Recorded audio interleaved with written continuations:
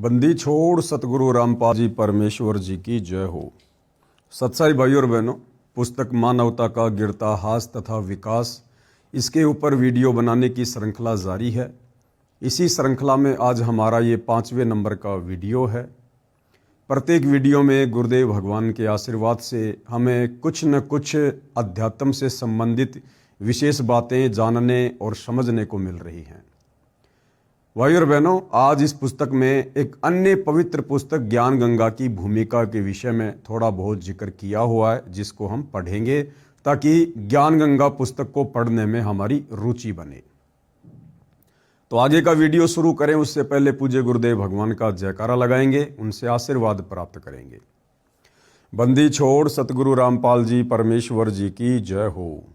परम पिता परमात्मा, सारी सृष्टि के सर्जनहार, कुल मालिक, असंख्य ब्रह्मांडों के स्वामी, जगत गुरु, तीनों लोकों में प्रवेश करके सबका धारण पोषण करने वाले, राजाधीराज, आत्माधार, नाथों के नाथ, देवों के देव महादेव, सर्वेश्वर महेश्वर, मृत्युंजय, अजरो अमर, आदि अनादि सनातनी प्रभु, जगत पिता जगदीश्वर, श्री श्री 1008 की उपाधि के वास्तविक अधिकारी, अकाल मूर्त, शब्द स्वरूपी राम वासुदेव, सर्वगतम ब्रह्म, परम पूज्य, प्रथम पूज्य, परम संत, परम पुरुष, परम धनी, परम दयालु, सत्य कबीर, हक्का कबीर, अल्लाहु कबीर, अल्लाहु अकबर, बाखबर, अल्लाह ताला, जगत के तारणहार, जगत के मुक्तिदाता, जगत के जगन्नाथ, हारे के सहारे, हिंदुओं के राम, मुसलमानों के अल्लाह, सिखों के वाहिगुरु, ईसाइयों के मसीह, दया के सागर दयानिधि, करुणा के सागर करुणानिधि, स्वयंभू परिभू, संकट मोचन, कष्ट हरण, मंगल करण, दुख भंजन,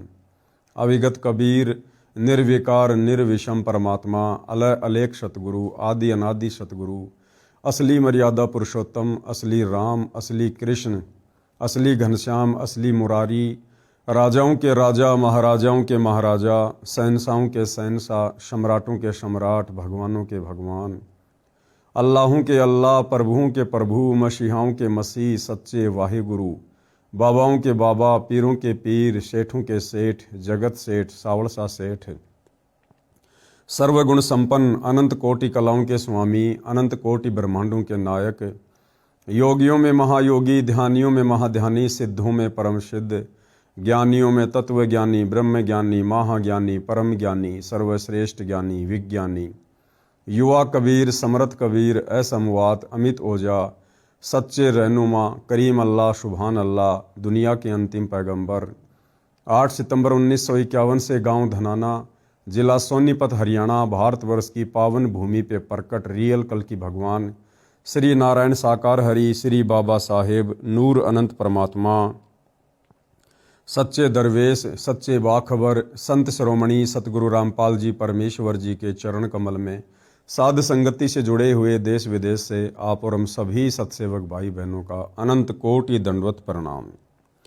तो भाई और बहनों, आगे बढ़ते हैं। पुस्तक मानवता का गिरता तथा विकास, इसमें ज्ञान गंगा पुस्तक को लेकर थोड़ा बहुत जिक्र किया गया है। पुस्तक ज्ञान गंगा की भूमिका। अनादिकाल से ही मानव परम शांति, सुख व अमृतत्व की खोज में लगा हुआ है। अनादिकाल से यानी जब से 21 ब्रह्मांड की ये सृष्टि रची गई है, तभी से ये जीव आत्मा उस परम सुख की खोज में भटक रही है, जिस परम सुख को हम शतलोक में छोड़कर आए थे।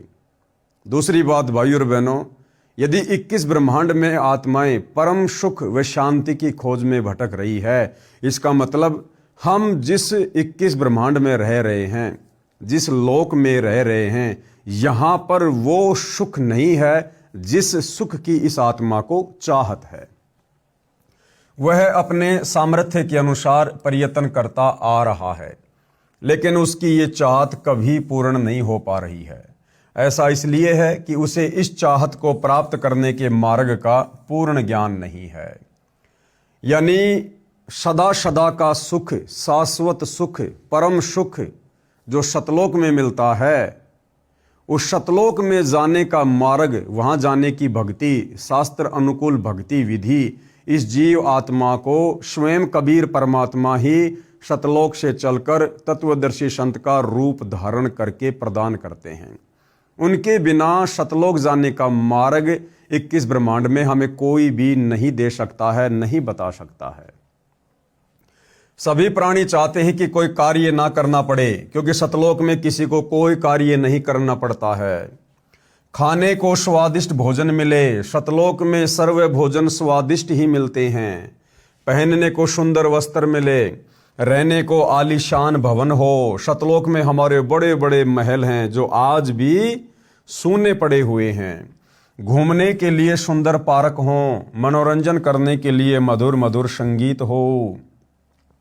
नाचें गाएं, खेले कूदें, मौज मस्ती मनाएं और कभी बीमार ना हो, कभी बूढ़े ना हो, क्योंकि सतलोक में हम कभी बूढ़े नहीं होते हैं, कभी हमारी मृत्यु नहीं होती है और कभी मृत्यु ना होवे आदि आदि। परंतु जिस संसार में हम रह रहे हैं, यानी काल के 21 ब्रह्मांड में, यहाँ न तो ऐसा कहीं पर नजर आता है और ना ही ऐसा संभव है, क्योंकि यह लोक नाशवान है। नाशवान का मतलब है ये प्रलय में आता है, नष्ट होता है। और इस लोक की हर वस्तु भी नाशवान है। और इस लोक का राजा ब्रह्म काल है, जो 1 लाख मानव सूक्ष्म शरीर खाता है। उसने सब प्राणियों को कर्म भरम व पाप पुण्य रूपी जाल में उलझाकर 3 लोक के पिंजरे में कैद किए हुए है। कबीर साहिब कहते हैं कि कबीर 3 लोक पिंजरा भया, पाप पुण्य 2 जाल, सभी जीव भोजन भये एक खाने वाला काल। गरीब एक पापी एक पुण्य आया, एक है सूम दलेल रे, बिना भजन कोई काम नहीं आवे, सब है जम की जेल रे। वह नहीं चाहता, कौन? ये काल ब्रह्म 21 ब्रह्मांड का स्वामी, यहाँ का नकली भगवान, ब्रह्मा विष्णु महेश का पिता, ये दुर्गा का पति ज्योति निरंजन, वो नहीं चाहता कि कोई प्राणी इस पिंजरे रूपी कैद से बाहर निकल जाए। क्यों? क्योंकि जब हम सृष्टि रचना पढ़ेंगे संत रामपाल जी के मुख से, यूट्यूब पर या टीवी चैनल पर या पुस्तकों में, तो हमें पता चलेगा भाई और बहनों, हम सभी आत्माएं पहले सतलोक में रहा करती थी और सतलोक में हमने एक गलती की। जिस समय ये काल ब्रह्म वहां पर तप कर रहा था, उस समय हम इसके ऊपर आसक्त हो गए।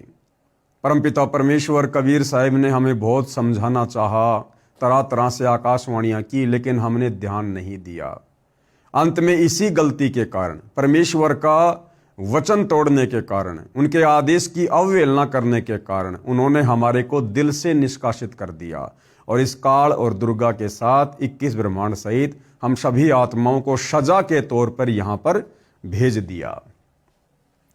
वह ये भी नहीं चाहता कि जीव आत्मा को अपने निज घर सतलोक का पता चले, इसलिए वह अपनी त्रिगुणी माया से हर जीव को भ्रमित किए हुए हैं। ये त्रिगुणी माया क्या है? रजगुण ब्रह्मा, सतगुण विष्णु, तमगुण शंकर। अपने तीनों पुत्रों को, ब्रह्मा विष्णु महेश को, इस काल ने एक एक गुण से युक्त करके आप और हम सभी को यहां पर फंसा रखा है। फिर मानव को ये उपरोक्त चाहत कहां से उत्पन्न हुई? यहां ऐसा कुछ भी नहीं है। यहां हम सब ने मरना है, सब दुखी व अशांत हैं। जिस स्थिति को हम यहां प्राप्त करना चाहते हैं, यानी अमृतत्व को, परम शांति को, ऐसी स्थिति में हम अपने निज घर सतलोक में रहते थे। काल ब्रह्म के लोक में स्वयं की इच्छा से आकर फंस गए और अपने निज घर का रास्ता भूल गए, यानी वापस सतलोक जाने का मार्ग फिर हमें भुला दिया गया। कबीर साहिब कहते हैं, इच्छा रूपी खेलन आया, ताते सुख सागर नहीं पाया। जब हम सतलोक से काल के साथ यहाँ आए थे, तो हमने ये कभी नहीं सोचा था कि हम वापस नहीं आ पाएंगे। हमने ये सोचा था कि यदि हमारा वहाँ मन नहीं लगेगा, दिल नहीं लगेगा, यदि वहाँ पर सतलोक की तरह सुख नहीं होंगे, तो हम वापस आ जाएंगे, क्योंकि हमारे पास में सिद्धियाँ थी। लेकिन हम नादानों को ये नहीं पता था कि अगर एक बार हम उसके साथ वहाँ चले गए, तो फिर हम अपनी मर्जी से नहीं आ पाएंगे। तो परमेश्वर कहते हैं, ये जीव आत्मा सतलोक से अपनी इच्छा से इस काल के साथ में आई। इच्छा रूपी खेलन आया, ताते सुख सागर नहीं पाया। जब यहां आकर जीव आत्मा ने देखा कि यहां तो कोई भी सुख नहीं है किसी भी प्रकार का, इस काल ब्रह्म के लोक में शांति व सुख का नामो निशान भी नहीं है। त्रिगुणी माया से उत्पन्न काम, क्रोध, लोभ, मोह, अहंकार, राग, द्वेष, हर्ष, शोक, लाभ, हानि, मान बढ़ाई रूपी अवगुण हर जीव को परेशान किए हुए हैं। या एक जीव दूसरे जीव को मारकर खा जाता है।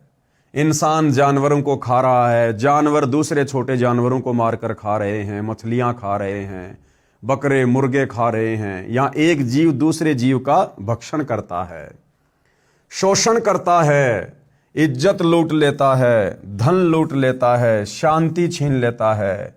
यहां पर चारों तरफ आग लगी है। यदि आप शांति से रहना चाहोगे तो दूसरे आपको नहीं रहने देंगे।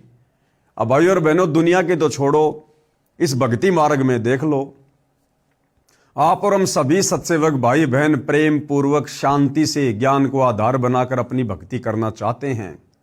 लेकिन काल प्रेरित सतलोक आश्रम मैनेजमेंट हरियाणा, संत रामपाल जी का कलयुगी परिवार, उनके बेटा बेटी भाई बंधु रिश्तेदार, ये राष्ट्रीय समाज सेवा समिति वाले, ये लोग हमें सुख से भक्ति भी नहीं करने देते, चैन से रहने भी नहीं देते। इतने ज्यादा काल प्रेरित हैं।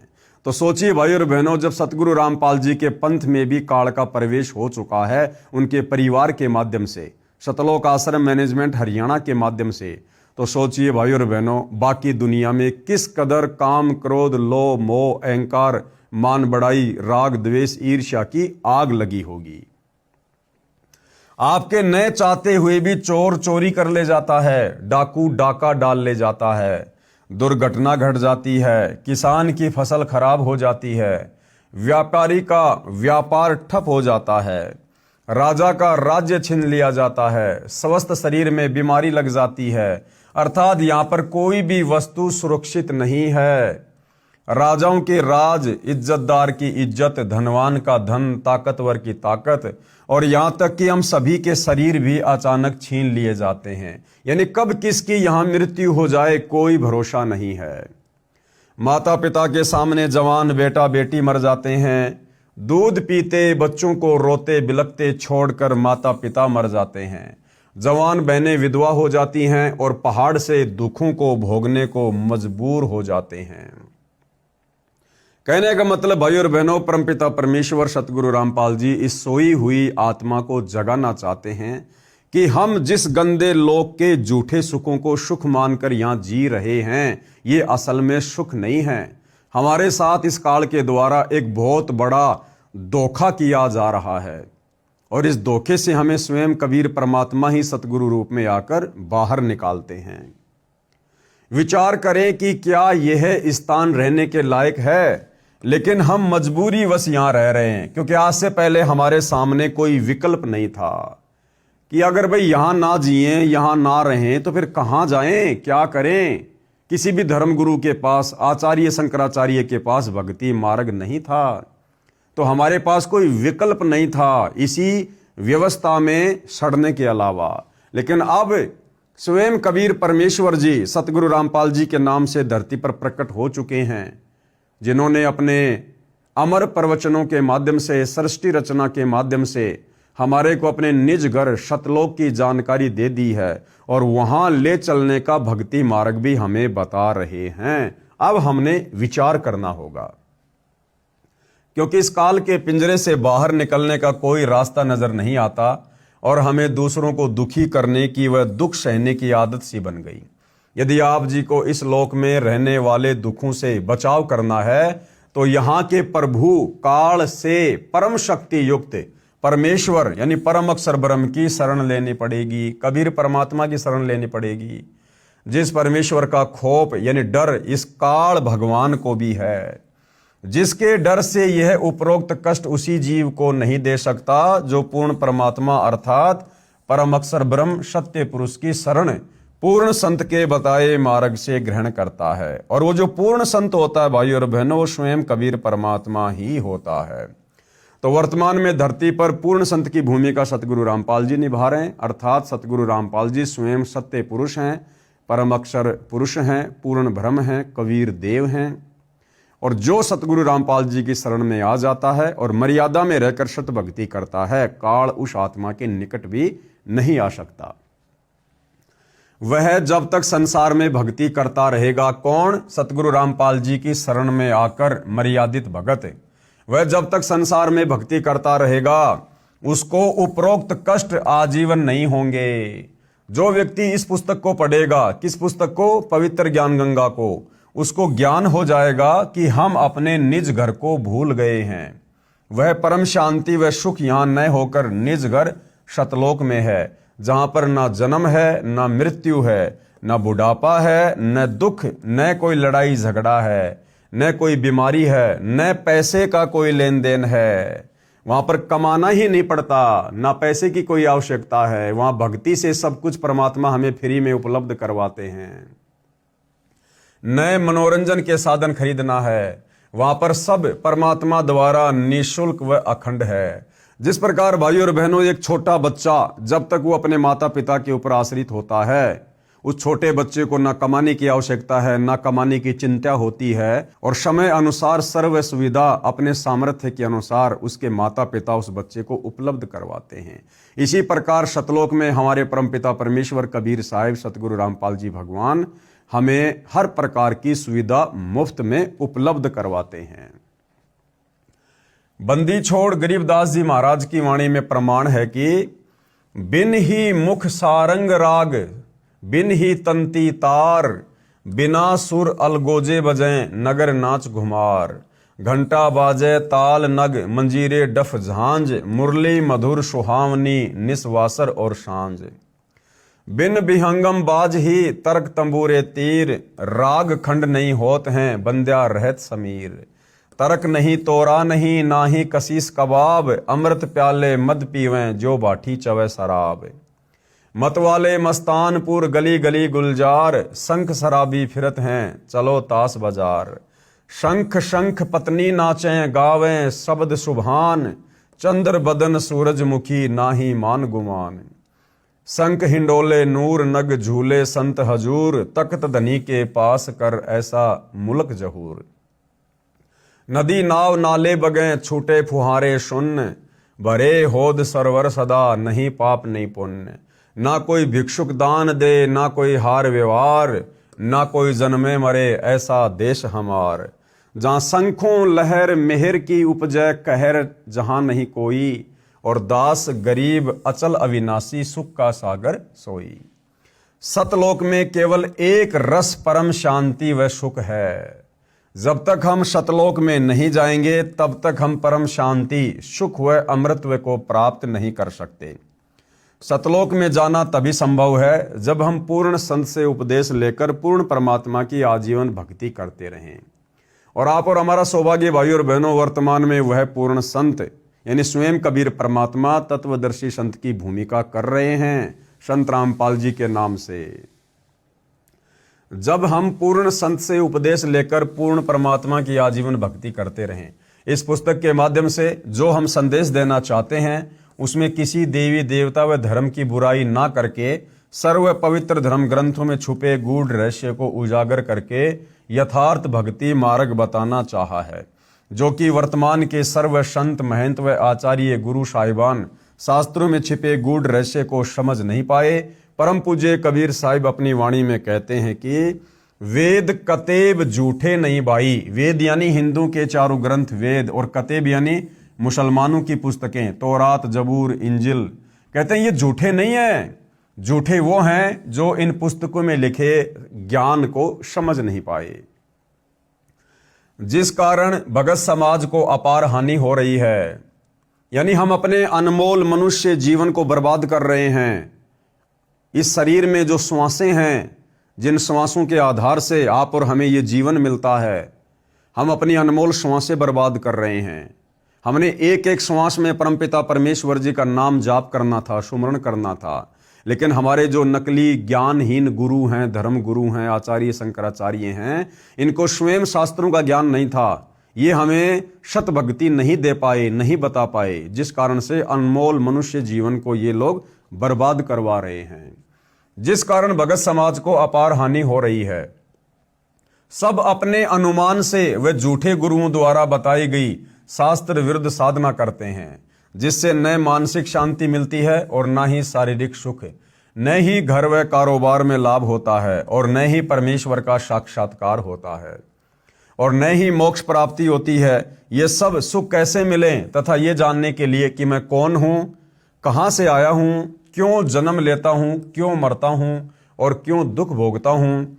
आखिर ये सब कौन करवा रहा है और परमेश्वर कौन है, कैसा है, कहाँ है तथा कैसे मिलेगा, और ब्रह्मा विष्णु और शिव के माता पिता कौन हैं और किस प्रकार से काल ब्रह्म की जेल से छुटकारा पाकर अपने निज घर शतलोक में वापस जा सकते हैं। यह सब इस पुस्तक के माध्यम से दर्शाया गया है ताकि इसे पढ़कर आम भगतात्मा का कल्याण संभव हो सके। ये पुस्तक सतगुरु रामपाल जी महाराज के प्रवचनों का संग्रह है जो कि सदग्रंथों में लिखे तथ्यों पर आधारित है। हमें पूर्ण विश्वास है कि जो पाठक जन रुचि व निष्पक्ष भाव से पढ़कर अनुसरण करेगा उसका कल्याण संभव है। आत्म प्राण उद्धार ही ऐसा धर्म नहीं और, कोटि अश्वमेघ यज्ञ सकल समाना भोर। जीव उद्धार परम पुण्य ऐसा कर्म नहीं और, मरुस्थल के मृग ज्यों सब मर गए दौड़ दौड़। भावार्थ, यदि एक आत्मा को सत भक्ति मार्ग पर लगाकर उसका आत्म कल्याण करवा दिया जाए तो करोड़ अश्वमेघ यज्ञ का फल मिलता है और उसके बराबर कोई भी धर्म नहीं है। जीव आत्मा के उद्धार के लिए किए गए कार्य अर्थात सेवा से श्रेष्ठ कोई भी कार्य नहीं है। अपने पेट भरने के लिए तो पशु पक्षी भी सारा दिन भ्रमते हैं, उसी तरह वह व्यक्ति है जो परमार्थी कार्य नहीं करता। परमार्थी कर्म सर्वश्रेष्ठ सेवा जीव कल्याण के लिए किया कर्म है।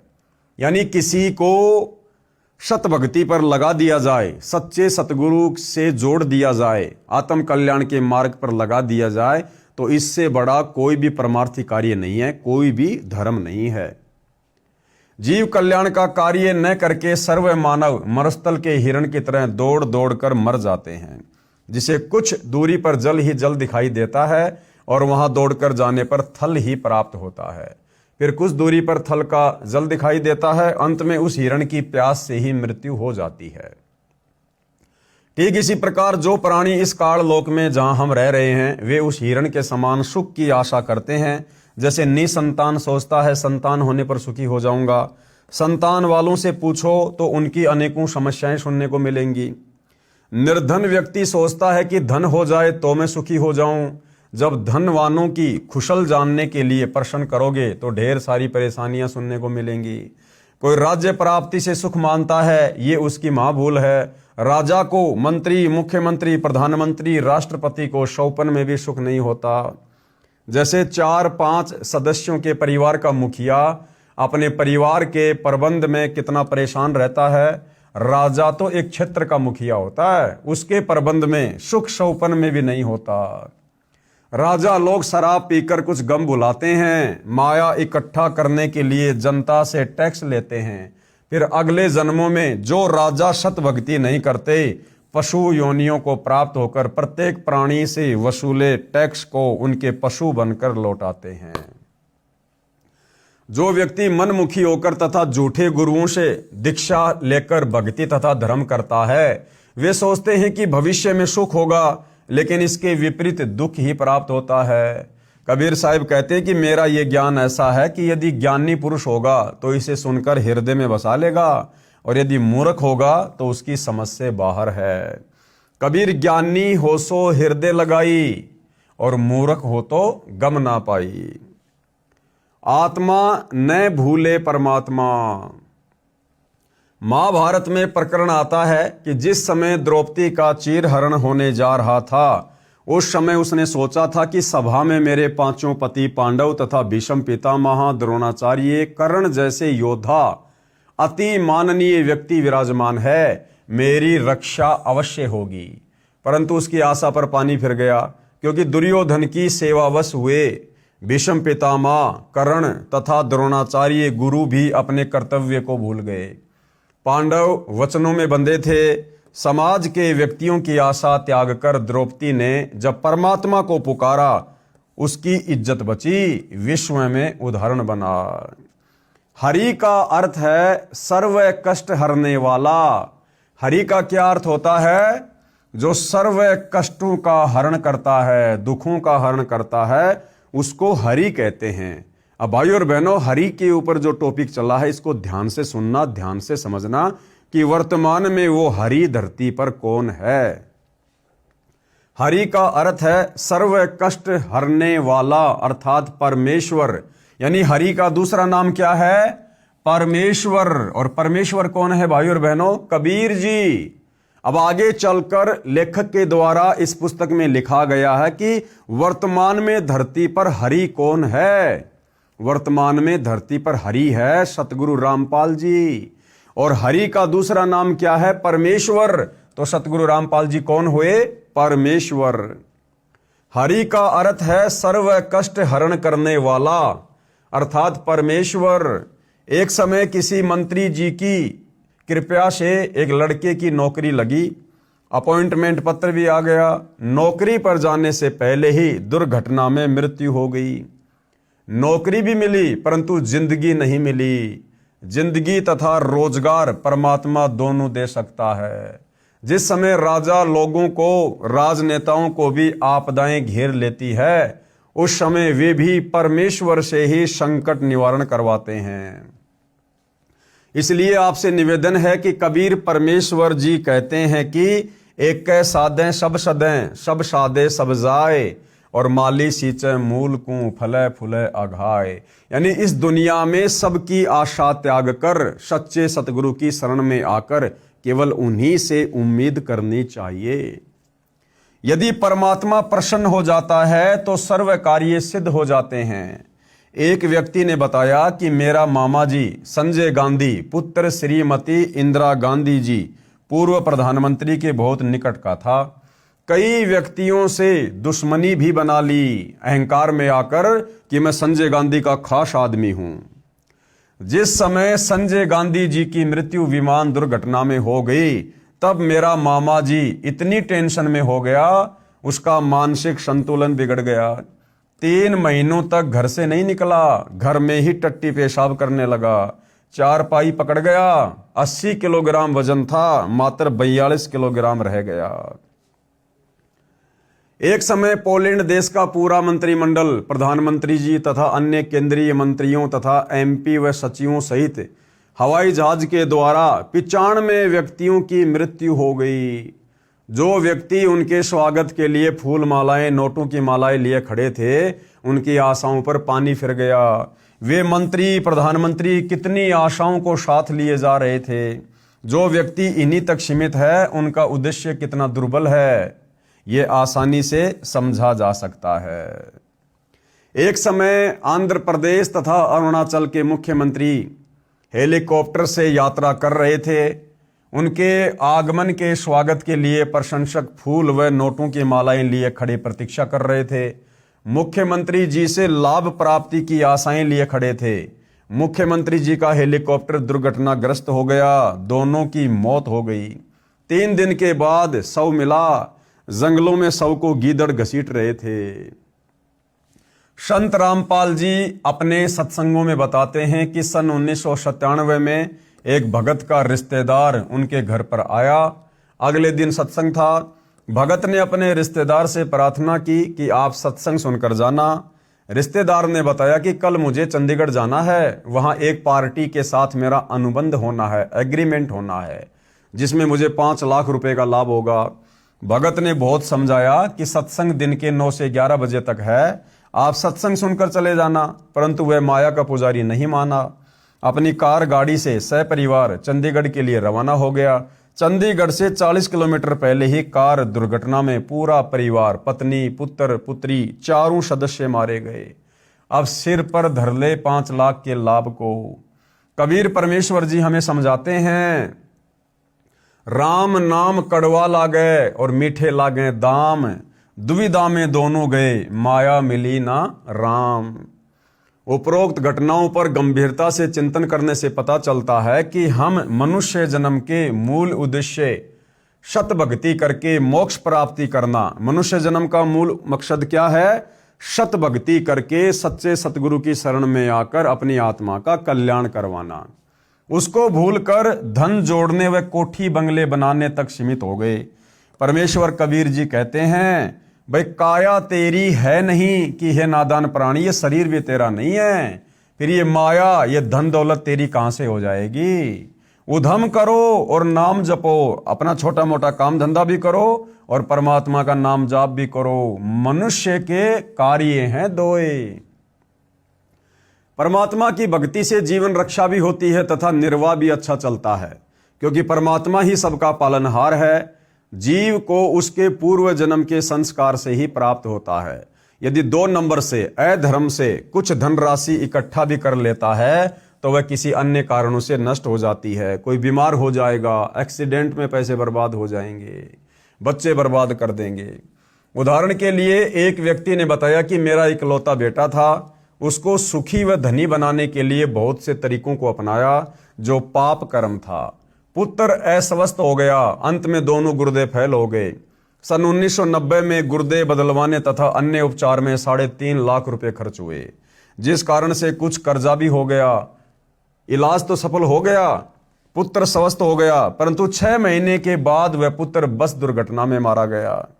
अब सत्संग से पता चला कि जिन पाप कर्मों के आधार से धन कमाया था तथा जिसके लिए कमाया था वे दोनों चले गए, लेकिन वो पाप कर्म जो धन कमाने में किए थे वे मेरे पास सुरक्षित हैं, जो भोगने बाकी हैं। सर्व मानव समाज से प्रार्थना है कि आप जी संत रामपाल जी महाराज का सत्संग सुनो। वे बताते हैं कि पूर्ण परमात्मा की शत भक्ति जो संत रामपाल जी के अतिरिक्त विश्व में किसी के पास नहीं है, उसको करने से पूर्व जन्म के तथा इस जन्म के पाप नष्ट हो जाते हैं, पुण्य बच जाते हैं। जैसे फसल में खरपतवार उग जाता है, वर्तमान में एक ऐसी दवा का आविष्कार हो चुका है जो फसल को हानि नहीं करती, खरपतवार को नष्ट कर देती है। इस दवा का पहले पता नहीं था, वर्तमान में इसका उपयोग किसान कर रहे हैं तथा अच्छा खासा लाभ भी उठा रहे हैं। ठीक इसी प्रकार संत रामपाल जी ने उस सत्य नाम तथा सार शब्द जो कि सांकेतिक है, जिससे मोक्ष होना है, सत्य साधना रूपी पाप कर्म नाशक औषधि का आविष्कार किया है, जिसकी सफलता का प्रमाण कृपया पढ़ें इसी पुस्तक के पेज नंबर 118 पर। अध्याय शास्त्र अनुकूल साधना से हुए भक्तों को लाभ। उसमें अब तत्व ज्ञान से पता चलता है कि इंसान का स्वयं कोई अस्तित्व नहीं, लेकिन हम इंसान से अपने कष्ट निवारण की आशा रखते थे। ध्यान देना भाइयों और बहनों इस लाइन के ऊपर, लेकिन हम इंसान दूसरे इंसान से अपने कष्ट निवारण की आशा रखते हैं। भाइयों और बहनों, आशा तो हम भी वर्तमान में अपने गुरुदेव भगवान से रखते हैं कि मेरे गुरुदेव भगवान जब मैं मर्यादा में रह के भक्ति करूंगा, मेरे सर्व कष्टों का हरण करेंगे, मेरी पीड़ाओं का हरण करेंगे। आज हम भगत भाई बहन सारी की सारी उम्मीद और आशा अपने गुरुदेव भगवान से ही लगाए हुए हैं। और यहां क्या लिखा हुआ है, लेकिन हम इंसान से अपने कष्ट निवारण की आशा रखते हैं, जिस कारण से हमारा कष्ट हरण नहीं होता। तो फिर सतगुरु रामपाल जी कौन हैं? क्या ये इंसान नहीं है जिनसे हम भगत अपने कष्टों के निवारण की प्रार्थना करते हैं? तो भाइयों और बहनों, इससे स्पष्ट होता है सतगुरु रामपाल जी दिखाई जरूर आप और हमारे जैसे इंसानों की तरह देते हैं, परंतु इनका शरीर पंच भौतिक देह से बना हुआ नहीं है, इनका शरीर नूरी है। अब ये गुरुदेव भगवान की रजा, उनकी कृपा, वो किसको दिखाएंगे, किसको अनुभव करवाएंगे, किसको नूरी शरीर दिखाएंगे, किसको हाड़ मांस वाला शरीर महसूस करवाएंगे, ये तो परमात्मा के ऊपर है। आप और हमने तो ज्ञान आधार से विचार करना है कि हमारे पूज्य गुरुदेव जो हमारी तरह इंसान की भूमिका कर रहे हैं, ये असल में इंसान नहीं है। यही धोखा 650 साल पहले धर्मदास खा गया था। धर्मदास जी भी कबीर परमात्मा को, अपने गुरु को अपने जैसा इंसान मान रहा था, हाड़ मांस का पुतला मान रहा था। लेकिन परमात्मा ने धर्मदास जी को बताया और समझाया कि धर्मदास, मेरा शरीर हाड़ मांस का नहीं है। एक छोटा सा वीडियो भाइयों और बहनों, सतगुरु रामपाल जी के मुख कमल से आपको विश्वास होगा कि वर्तमान में भी धरती पर वही कबीर परमात्मा संत रामपाल जी के नाम से प्रकट है, जिनकी विलक्षण देह है। इस वीडियो में गुरुदेव भगवान कह रहे हैं कि कबीर परमात्मा ने धर्मदास जी से कहा कि धर्मदास, मेरी विलक्षण देह है, थी और है, थी का मतलब 650 साल पहले, और है मतलब वर्तमान में सतगुरु रामपाल जी भी विलक्षण देहधारी महापुरुष है। फिर गुरुदेव कह रहे हैं उस समय भी परमात्मा प्रकट थे, अब भी हैं। उस समय कब? 650 साल पहले। और अब मतलब वर्तमान में हमारे गुरुदेव भगवान के रूप में भी वही कबीर परमात्मा प्रकट हैं। इस सत्संग में दो बातों पर गौर करना जिसमें गुरुदेव अपने मुख कमल से कह रहे हैं कि परमात्मा की विलक्षण देह थी भी और है भी, थी भी और है भी। उस समय भी प्रकट थे और आज भी हैं। छोटा सा सत्संग। और धर्मदास का भी शरीर था, लेकिन परमात्मा भी यही कहा करते, विलक्षण देही थी उनकी, साकार है, थे भी रहे भी, उस समय प्रकट थे, अब भी है। और इसी प्रकार इस मंत्र को विधेय मंत्र का, क्योंकि ये नी शब्द अक्षर के माही, अक्षर के अंदर है, ये सार शब्द भी अक्षर में है। तो भाई और बहनों, बिल्कुल स्पष्ट हो जाता है, क्लियर हो जाता है। परम संत केवल संकेत ही करते हैं, समझना आप और हमने पड़ेगा। तो वर्तमान में धरती पर संत रामपाल जी के रूप में स्वयं कबीर परमात्मा प्रकट हैं और इनकी विलक्षण देह हैं। इन्होंने किसी माँ के गर्भ से जन्म नहीं लिया है। ये हमारी चरम दृष्टि का धोखा है जो हम उनको जन्म लिया हुआ मानते हैं। ये परमेश्वर हैं, परमात्मा हैं। एक पल में क्या लीला कर जाए, क्या खेल खेल जाए, अवगत की गति को कोई भी नहीं जान सकता। लेकिन हम इंसान से अपने कष्ट निवारण की आशा रखते हैं। यदि अधिकारीगण या कोई राजनेता किसी का कोई भी कार्य करते हैं तो परमात्मा ही उनके संस्कार वश करवाता है, क्योंकि मंत्री, राजनेता तथा अधिकारीगण भी परमेश्वर के नियंत्रण से बाहर नहीं है। इसलिए आप जी परमेश्वर से ही सर्व कष्ट निवारण की आशा रखो। किसी व्यक्ति विशेष के उपग्रह का भावार्थ है जैसे पृथ्वी का उपग्रह चांद है, वह पृथ्वी के इर्द गिर्द घूमता रहता है, उससे मिलता कुछ नहीं। यानी किसी मंत्री आदि के उपग्रह ना बनकर परमेश्वर की भक्ति करो। तो सतगुरु रामपाल जी परमेश्वर जी का जो कलयुगी परिवार है, उनके बेटा बेटी, भाई बंधु, रिश्तेदार हैं। ये सतलोक आश्रम मैनेजमेंट हरियाणा वर्तमान में बीजेपी सरकार के राजनेताओं का उपग्रह बना हुआ है। आजकल राजनीति में कूद पड़े ये लोग, राजनेताओं के समर्थन में कूद पड़े। हरियाणा में बीजेपी सरकार को 2024 में संत रामपाल जी के परिवार ने वोट डलवाए, सपोर्ट करवाया। इससे पहले 2019 में कांग्रेस सरकार को वोट डलवाए, सपोर्ट करवाया। तो कहने का मतलब भाई और बहनों, आप और हम सत्सेवक भाई बहनों ने तो अपने गुरुदेव की शिक्षाओं पर अमल करना है। हमने किसी भी अधिकारी का या राजनेता का उपग्रह नहीं बनना है। यदि हम सत भक्ति कर रहे हैं तो परमात्मा कदम कदम पर हमारे साथ हैं।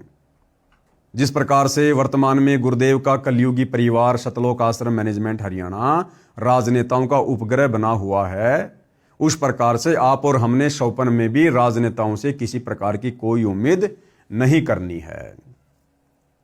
जो सर्व कष्ट हरण करने में सक्षम है, कौन? गुरुदेव भगवान कबीर परमात्मा। प्रत्येक प्राणी को हरि की आवश्यकता है। किसकी आवश्यकता है? हरि की, जो हमारे कष्टों को हरे। हरि की प्राप्ति संत महात्माओं के द्वारा होती है।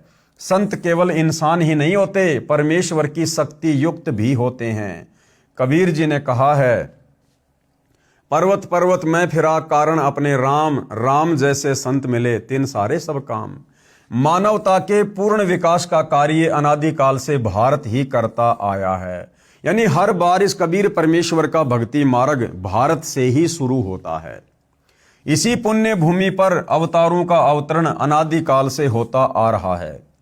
लेकिन कैसी विडंबना है कि ऋषि मुनियों, महापुरुषों व अवतारों के जीवन काल में उस समय की शासन व्यवस्था व जनता ने उनकी दिव्य बातों व आदर्शों पर ध्यान नहीं दिया और उनके अंतर ध्यान होने पर दुगने उत्साह से उनकी पूजा शुरू कर पूजने लग गए हैं। यानी आप और हमारी घटिया मानसिकता को गुरुदेव भगवान बता रहे हैं कि जिस समय धरती पर कोई महापुरुष आता है, उस समय हम उस महापुरुष को ना जानकर, ना पहचान कर हम उनका विरोध ही करते हैं। और उनके चले जाने के बाद फिर उनके मंदिर बना बनाकर, मूर्तियां बना बनाकर, उनसे हाथ जोड़ जोड़ कर फिर हम उनसे लाभ लेने की चेष्टा करते हैं। जैसे त्रेता में श्री रामचंद्र जी आए, दुनिया ने उनको नहीं जाना, नहीं पहचाना। जो थोड़ा बहुत लाभ वो दे सकते थे, दुनिया ने वो भी नहीं उठाया। और उनके चले जाने के बाद आज उनके नाम के बड़े बड़े मंदिर बना दिए गए। द्वापर में श्री कृष्ण जी आए, विष्णु जी के अवतार। जो थोड़ा बहुत लाभ वो दे सकते थे, नादानों ने उस समय उनको ना जानकर नहीं उठाया, उनके दुश्मन बने रहे। आज श्री कृष्ण जी के नाम से बड़े बड़े मंदिर बनाकर पूजा पाठ कर रहे हैं। इसी प्रकार 650 साल पहले कबीर परमात्मा जी आए, नादानों ने उनको नहीं पहचाना, नहीं जाना, उनका विरोध किया, और उसके बाद उनके पंथ से जुड़कर जो 12 पंथ कबीर नाम से काल ने चला रखे हैं, दुनिया कबीर जी से लाभ की उम्मीद कर रही है। लेकिन वर्तमान में भाइयों और बहनों, एक बार फिर से दयालु परमात्मा ने दयालुता का प्रमाण दिया है। स्वयं कबीर परमात्मा परम अक्षर ब्रह्म संत रामपाल जी के नाम से धरती पर प्रकट हैं। आज हम भाई बहन ज्ञान को आधार बनाकर वो गलती ना करें जो गलती युगों युगों से हमारे पूर्वजों ने की, आप और हम मनुष्य जन्म प्राप्त करके करते आ रहे हैं। आज हमने समय रहते सतगुरु को जानना है, पहचानना है, और ज्ञान को आधार बनाकर शास्त्र अनुकूल सत भक्ति करके अपनी आत्मा का कल्याण करवाना है।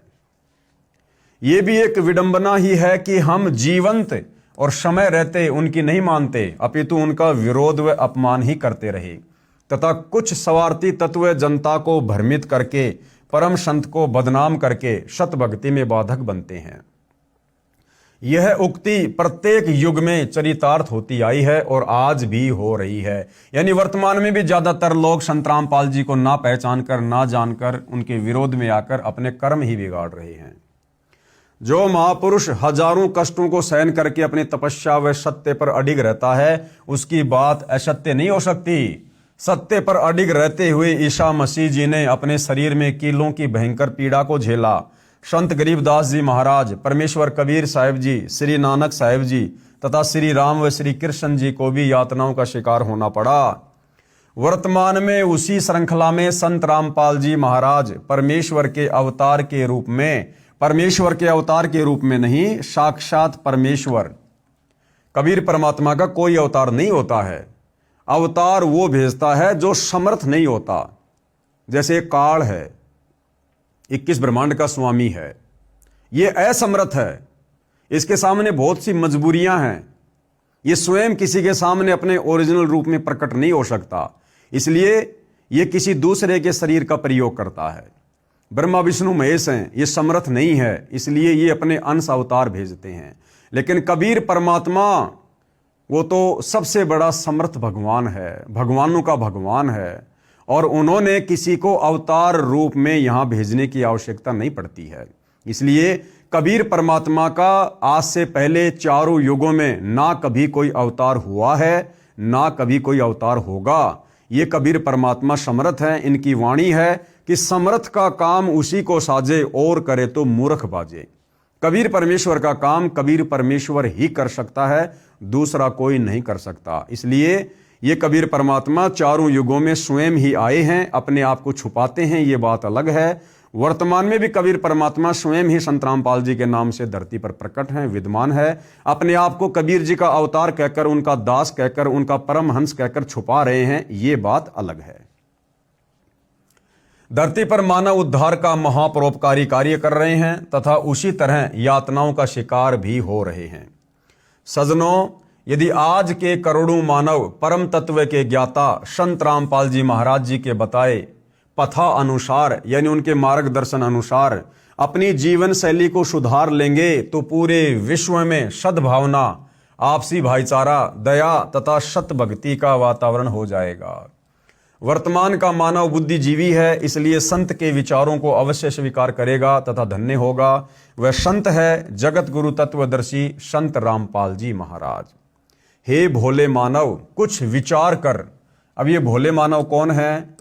भोले मानव वो हैं जो वर्तमान में चाहे किसी भी धर्म में है, किसी भी जाति में है, किसी भी देश में है, जो सतगुरु रामपाल जी का शिष्य नहीं है, जो सतगुरु रामपाल जी के सत्संग नहीं सुनता है, जो शास्त्र अनुकूल सत भक्ति नहीं कर रहा है, और चाहे किसी भी आचार्य शंकराचार्य का शिष्य है, चाहे स्वयं वो शंकराचार्य क्यों ना है, वो भी नादान लोगों की श्रेणी में है, क्योंकि वो सत भक्ति नहीं कर रहे, और सत भक्ति ना करने वाला मरने के बाद लक 84 योनि में जाएगा और नरक का दुख भोगेगा। हे भोले मानव, कुछ विचार कर। संत रामपाल जी महाराज आपके उद्धार के लिए कितना संघर्ष कर रहे हैं। आप किन्हीं स्वार्थियों के द्वारा फैलाई झूठी अफवाहों के कारण उन्हें बुरा भला कह रहे हो, पाप के भागी हो रहे हो, क्योंकि संत की निंदा महापाप का भागी बनाती है, और अपना अनमोल मानव जीवन नष्ट कर रहे हो। संत रामपाल जी, जिसे खोजने से भी मानव प्राप्त नहीं कर सकता, परमेश्वर की खोज युगों युगों से चली आ रही है। अधिकतर भगत समाज इस निर्णय पर पहुंचा है कि परमेश्वर निराकार है। यानी हमारे धर्मगुरुओं ने आज से पहले हमारे को यही पाठ पढ़ाया, क्योंकि परमात्मा का साक्षात्कार हो, परमात्मा के दर्शन हो, वो भक्ति साधना हमारे धर्मगुरुओं के पास में नहीं थी, जिस कारण से उन्होंने लाख कोशिश की लेकिन परमात्मा के दर्शन नहीं हो पाए, और अंत में उन्होंने परमात्मा को निराकार घोषित कर दिया।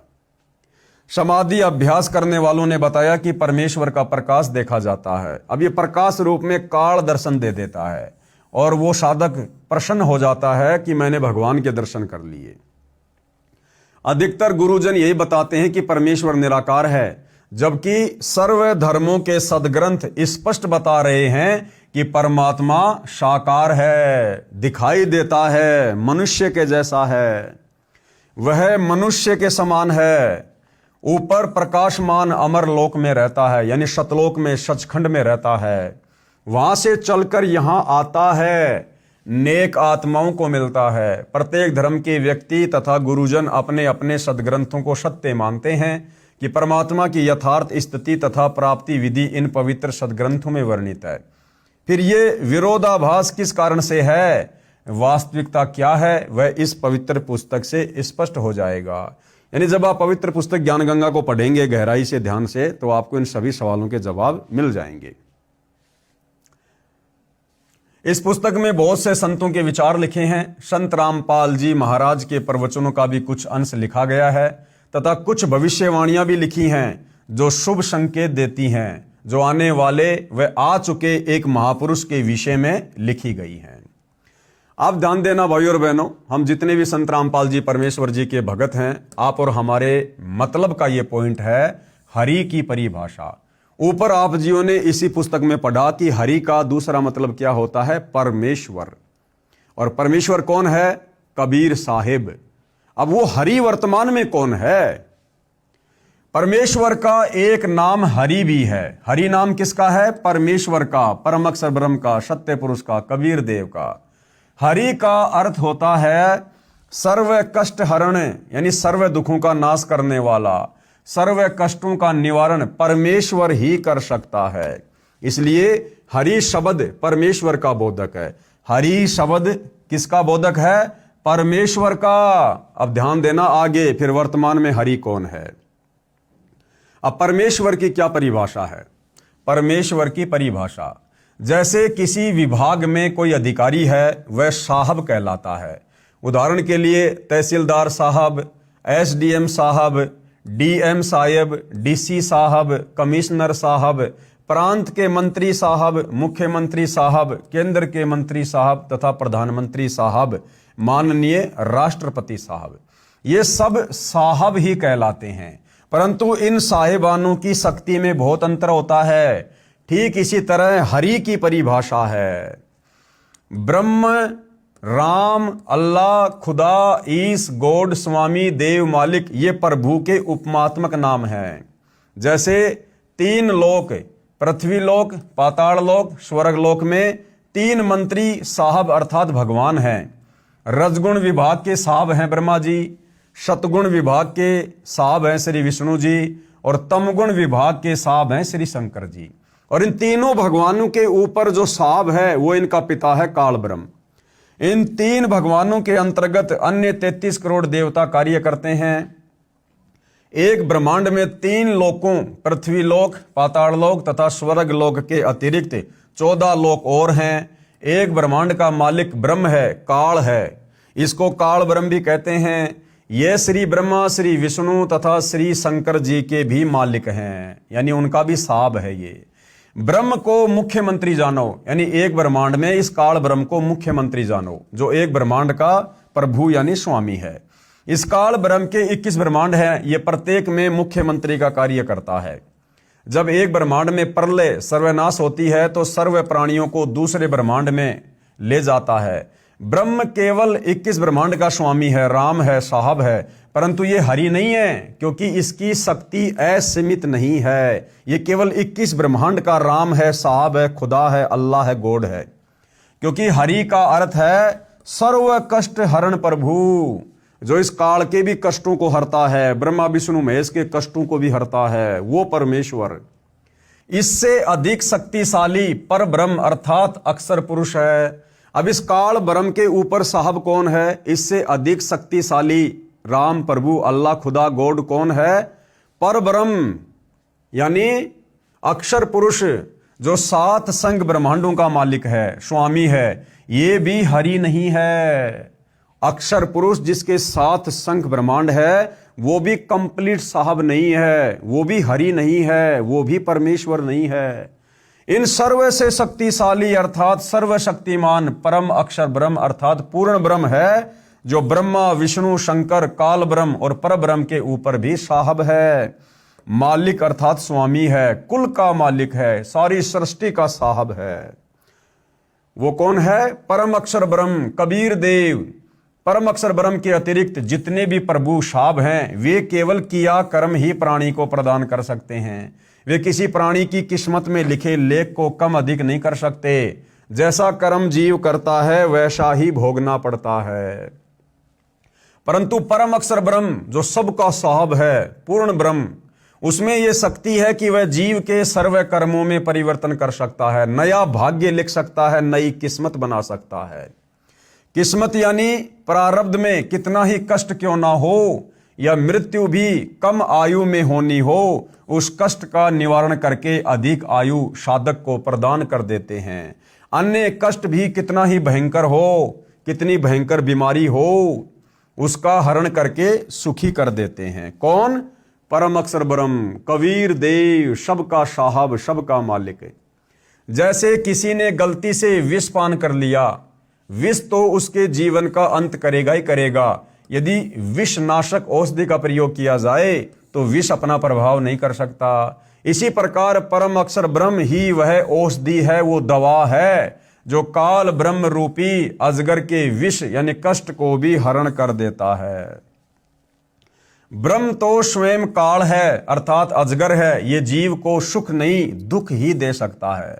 इसका प्रमाण कहां है? गीता अध्याय 11 श्लोक 32 में श्री कृष्ण जी के शरीर में प्रवेश करके ये काल ब्रह्म स्वयं कह रहा है कि मैं काल हूं, काल। अब भाई और बहनों, नाम से साबित होता है इसके भंडार में तो दुख ही दुख हैं। काल के भंडार में, काल की झोली में, काल के पिटारे में सुख हो ही नहीं सकता। सर्व का नाश करने के लिए आया हूं, गीता अध्याय 11 श्लोक 32 में श्री कृष्ण जी में प्रवेश करके ये खुद कह रहा है। परम अक्षर ब्रह्म वह वैद जानो, जो काल ब्रह्म रूपी अजगर के जहर का भी हरण करके भगत को पूर्ण सुखी कर देता है। श्री ब्रह्मा, श्री विष्णु तथा श्री शंकर जी तो काल ब्रह्म के पुत्र हैं, यानी ब्रह्मा विष्णु महेश तो ये तीनों इस काल के पुत्र हैं। कृपया पढ़ें, सृष्टि रचना इसी पुस्तक के पीछे लिखी है। वे भी जीव के कष्ट हरण नहीं कर सकते। ब्रह्मा विष्णु महेश भी किसी के भाग्य में परिवर्तन नहीं कर सकते। जैसा जिसके भाग्य में लिखा है केवल उतना ही दे सकते हैं, सुख या दुख। अक्षर ब्रह्म भी जीव के भाग्य के लिखे लेख को नहीं बदल सकता। अक्षर ब्रह्म कौन? 7 संग ब्रह्मांड का स्वामी पर ब्रह्म, वो भी किसी जीव के भाग्य में लिखे लेख को नहीं बदल सकता। सुख है तो बाई फोर्स देने पड़ेंगे, दुख है तो वो भी बाई फोर्स देने पड़ेंगे। अपनी तरफ से ये किसी को कुछ भी नहीं दे सकते। इसलिए वास्तव में हरि यानी सर्व कष्ट हरण परम अक्षर ब्रह्म है। वह परम अक्षर ब्रह्म ऊपर शाश्वत स्थान अमर लोक में रहता है, सतलोक में रहता है। मानव सदृश्य शरीर है परंतु अत्यधिक प्रकाशमान तथा शक्तिशाली है। उस अमर लोक में परमात्मा तकत यानी सिंहासन पर राजा के समान मुकुट आदि पहनकर विराजमान है। वहां से चलकर शरीर यहां आते हैं। अच्छी आत्माओं को दृढ़ भगत होते हैं, उनको मिलते हैं, अपने उस तेजोमय शरीर को हल्का करके सरल करके यहाँ पृथ्वी लोक पर आते हैं। जैसे आज आप और हमें वह परम अक्षर ब्रह्म कबीर परमात्मा यहाँ आकर तत्वदर्शी संत के रूप में मिले हैं। आप और हमें भक्ति प्रदान कर दी है। यहाँ पृथ्वी लोक पर आते हैं। यही प्रमाण ऋग्वेद मंडल 9 सूक्त 86 मंत्र 26 और 27 में, ऋग्वेद मंडल 9 सूक्त 82 मंत्र 1, 2, 3 में, ऋग्वेद मंडल 9 सूक्त 54 मंत्र 3 में, ऋग्वेद मंडल 9 सूक्त 20 मंत्र 1 में, ऋग्वेद मंडल 9 सूक्त 94 मंत्र 1 में, ऋग्वेद मंडल 9 सूक्त 95 मंत्र 2 में, ऋग्वेद मंडल 9 सूक्त 96 मंत्र 16 से 20 में, ऋग्वेद मंडल 9 सूक्त 1 मंत्र 8 और 9 में। इस ऋग्वेद के अनुवादक तथा प्रकाशक आर्य समाजी आचार्य ही हैं। आर्य प्रतिनिधि सभा 3/5 महर्षि दयानंद भवन, आशरफ अली रोड, रामलीला मैदान, नई दिल्ली 02 यहां से प्रकाशित है। उपरोक्त गुणा अनुसार परम अक्षर ब्रह्म यानी कबीर देव अमर पुरुष कलयुग में संवत 1784 फाल्गुन शुदी चांदनी द्वादशी द्वास अर्थात मार्च 1727 को दिन के 10 बजे गांव छुडानी जिला झज्जर प्रांत हरियाणा में आदरणीय गरीबदास जी महाराज को नला नामक खेत में मिले। उस समय गरीबदास जी 10 वर्ष के बालक थे। परमेश्वर ने यानी परम अक्षर ब्रह्म ने कबीर देव जी ने अपने आशीर्वाद से कंवारी गाय का दूध निकाला, खुद भी पिया तथा बालक गरीबदास जी को भी पिलाया। उस समय आदरणीय गरीबदास जी अन्य बड़े छोटे 10-12 पालियों गवालों के साथ गाय चराने गए हुए थे। अन्य गवालों ने दूध नहीं पिया, उठकर चले गए। आदरणीय गरीबदास जी को परमेश्वर अपने साथ अमरलोक ले गए, यानी उनकी आत्मा को शरीर से निकालकर अमरलोक लेकर गए। लगभग 10 घंटे तक गरीबदास जी को ऊपर के सर्वलोक लोकांतरों तथा अपने अमरलोक सत्य धाम को दिखाया। पीछे से आदरणीय गरीबदास जी को मृत जानकर चिता पर रखकर अंतिम संस्कार करने लगे।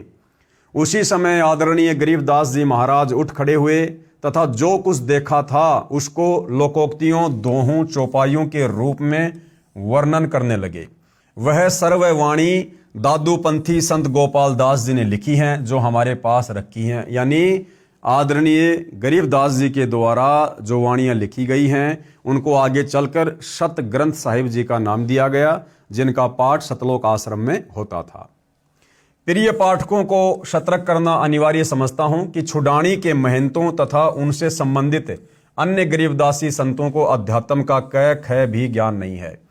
परमेश्वर ने अपनी वाणी में भी स्पष्ट किया है कि जो 12 पंथ हैं, जिनमें से एक गरीबदास पंथ भी है, उनका अनुयायी बनकर परमात्मा प्राप्ति चाहेगा तो असंख्य जन्म तक मोक्ष प्राप्त नहीं कर सकता। प्रमाण के लिए आप पढ़िए इसी पुस्तक में आगे चलकर। इसलिए सीधे सतलोक आश्रम बरवाड़ा जिला हिसार में जाना, वहां पर हरि आए हुए हैं। लेखक क्या लिख रहा भाइयों और बहनों? अर्थात इस सतभक्ति को प्राप्त करने के लिए आपने कहां जाना पड़ेगा? सतलोक आश्रम बरवाड़ा में। और वहां पर कौन आए हुए हैं? हरि आए हुए हैं। अब हरि की परिभाषा भाइयों और बहनों आप और हमने पहले पढ़ी। हरि का मतलब परमेश्वर। हरि का दूसरा नाम क्या है? परमेश्वर। और परमेश्वर कौन है? परम अक्षर ब्रह्म सत्य पुरुष कबीर देव। और सतलोक आश्रम बरवाला में कौन आए हुए हैं? हरि आए हुए हैं। तो फिर संत रामपाल जी हरि के अवतार कैसे हुए? कबीर जी के अवतार कैसे हुए? जब ये स्वयं हरि हैं, धरती पर आए हुए हैं, तो संत रामपाल जी को उनके कुछ नादान भक्तों के द्वारा कबीर जी का अवतार कहना, हरि का अवतार कहना उनकी नादानी को दर्शाता है। आदरणीय गरीबदास जी ने भी असुर निकंदन रमैणी में कहा है कि सतगुरु अर्थात परमेश्वर, क्योंकि परमेश्वर ही गरीबदास जी को सतगुरु रूप में मिले थे। यानी आज से लगभग 300 वर्ष पहले आदरणीय गरीबदास जी को छुडानी में, जब वो 10-12 वर्ष की उम्र के थे, उनको स्वयं हरि यानी कबीर परमेश्वर जी सतलोक से आकर मिले थे। इसलिए जहां गरीबदास जी ने सतगुरु शब्द का प्रयोग किया है वह परमेश्वर का ही बोधक जाने। यानी जहां जहां गरीबदास जी ने सतगुरु शब्द का प्रयोग किया है, समझो वो कबीर परमात्मा के लिए कह रहे हैं। और क्या कहा फिर गरीबदास जी ने? भाई सतगुरु यानी कबीर परमात्मा, सतगुरु दिल्ली मंडल आईसी। गरीबदास जी ने 300 साल पहले कह दिया था कि आगे चलकर सतगुरु ही दिल्ली मंडल में आएगा। अब सतगुरु कौन? कबीर जी। और आज दिल्ली मंडल में कौन आए हैं? 8 सितंबर 1951 को संत रामपाल जी। तो संत रामपाल जी कौन हुए? सतगुरु। सतगुरु कौन? कबीर परमात्मा। क्योंकि यह स्पष्ट कर दिया, इसलिए जहां गरीबदास जी ने सतगुरु शब्द का प्रयोग किया है वह परमेश्वर का ही बोधक है। तो क्या कह रहे हैं गरीबदास जी? सतगुरु दिल्ली मंडल आईसी और सूती धरणी सुम जगाईसी। तो हमारे बहुत सारे जो नादान भाई हैं, जो सतलोक आश्रम वालों के द्वारा एक वीडियो बनाया गया है संत और परमात्मा का अद्भुत मिलन, जिसमें इन नादान सतलोक आश्रम वालों ने काल प्रेरणा से संत रामपाल जी को केवल एक जीव साबित किया है, एक व्यक्ति, एक इंसान साबित किया है। और इन्होंने भगत समाज में उस 25 मिनट के वीडियो के माध्यम से एक बहुत बड़ी भ्रमणा फैला दी है कि संत रामपाल जी तो 1997 में सतलोक चले गए हैं और उसके बाद खुद कबीर जी ने संत रामपाल जी का रूप बनाया और आप और हमारे बीच में है, जबकि भाई और बहनों ऐसा बिल्कुल भी नहीं है। और मैं पवन दास सतगुरुदेव के ज्ञान आधार से दावे के साथ कह सकता हूं, जिन जिन नादान भगत भाई बहनों ने सतगुरु रामपाल जी को उस वीडियो के अनुसार यह मान लिया कि संत रामपाल जी तो 1997 में सतलोक जा चुके हैं, उन भाई बहनों की कभी भी मुक्ति नहीं हो सकती है। क्योंकि यहां पर क्या कहा जा रहा है भाई और बहनों, गरीबदास जी कह रहे हैं कि सतगुरु का मतलब परमेश्वर, परमात्मा, परम अक्षर ब्रह्म।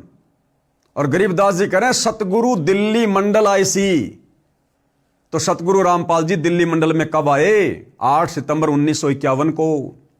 तो दिल्ली मंडल में कौन आया? सतगुरु रामपाल जी। और गरीबदास जी क्या कह रहे हैं कि मेरा सतगुरु यानी कबीर परमात्मा खुद ही दिल्ली मंडल में आएगा। तो वही जब सतगुरु रामपाल जी खुद ही 8 सितंबर 1951 को दिल्ली मंडल में आए हैं, प्रकट हुए हैं, तो ये स्वयं परमात्मा हुए, कबीर जी हुए। फिर 1997 में और नया कौन सा कबीर आ गया? तो जिन जिन नादान भगत भाई बहनों ने काल प्रेरणा से बने उस 25 मिनट के वीडियो को देखकर, जो वीडियो सतलोक आश्रम वालों के द्वारा बनाया गया है जीव आत्माओं को भटकाने के लिए कि कोई भी प्राणी अपने गुरु को परमात्मा ना मान ले। और भाई और बहनों, युगों युगों से हमारी यही कमी रही है। हम हर बार धोखा इसी बात के लिए खाए हैं कि हमने गुरु को परमात्मा नहीं माना। तो यहां पर सतगुरु रामपाल जी स्वयं कबीर परमात्मा हैं, जो 8 सितंबर 1951 को ही धरती पर आ चुके थे।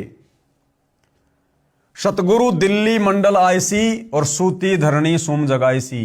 परमेश्वर दिल्ली मंडल यानी अंग्रेजों के शासनकाल में जो पुराना रोहतक जिला है वह दिल्ली मंडल में था, अर्थात वर्तमान में जिला सोनीपत गांव धनाना में आएगा। अब देख लो भाइयों और बहनों, बिल्कुल क्लियर कर दिया गया है इस पुस्तक में। ये पुस्तक लिखने वाले कौन? राष्ट्रीय समाज सेवा समिति वाले, संत रामपाल जी के परिवार वाले, जो इस पुस्तक में 2014 बरवाला कांड से पहले खुद लिख रहे हैं कि सतगुरु का मतलब कबीर भगवान, और वो सतगुरु दिल्ली मंडल में आएगा। और कब आए? 8 सितंबर 1951 को। और सतगुरु कौन? खुद कबीर भगवान।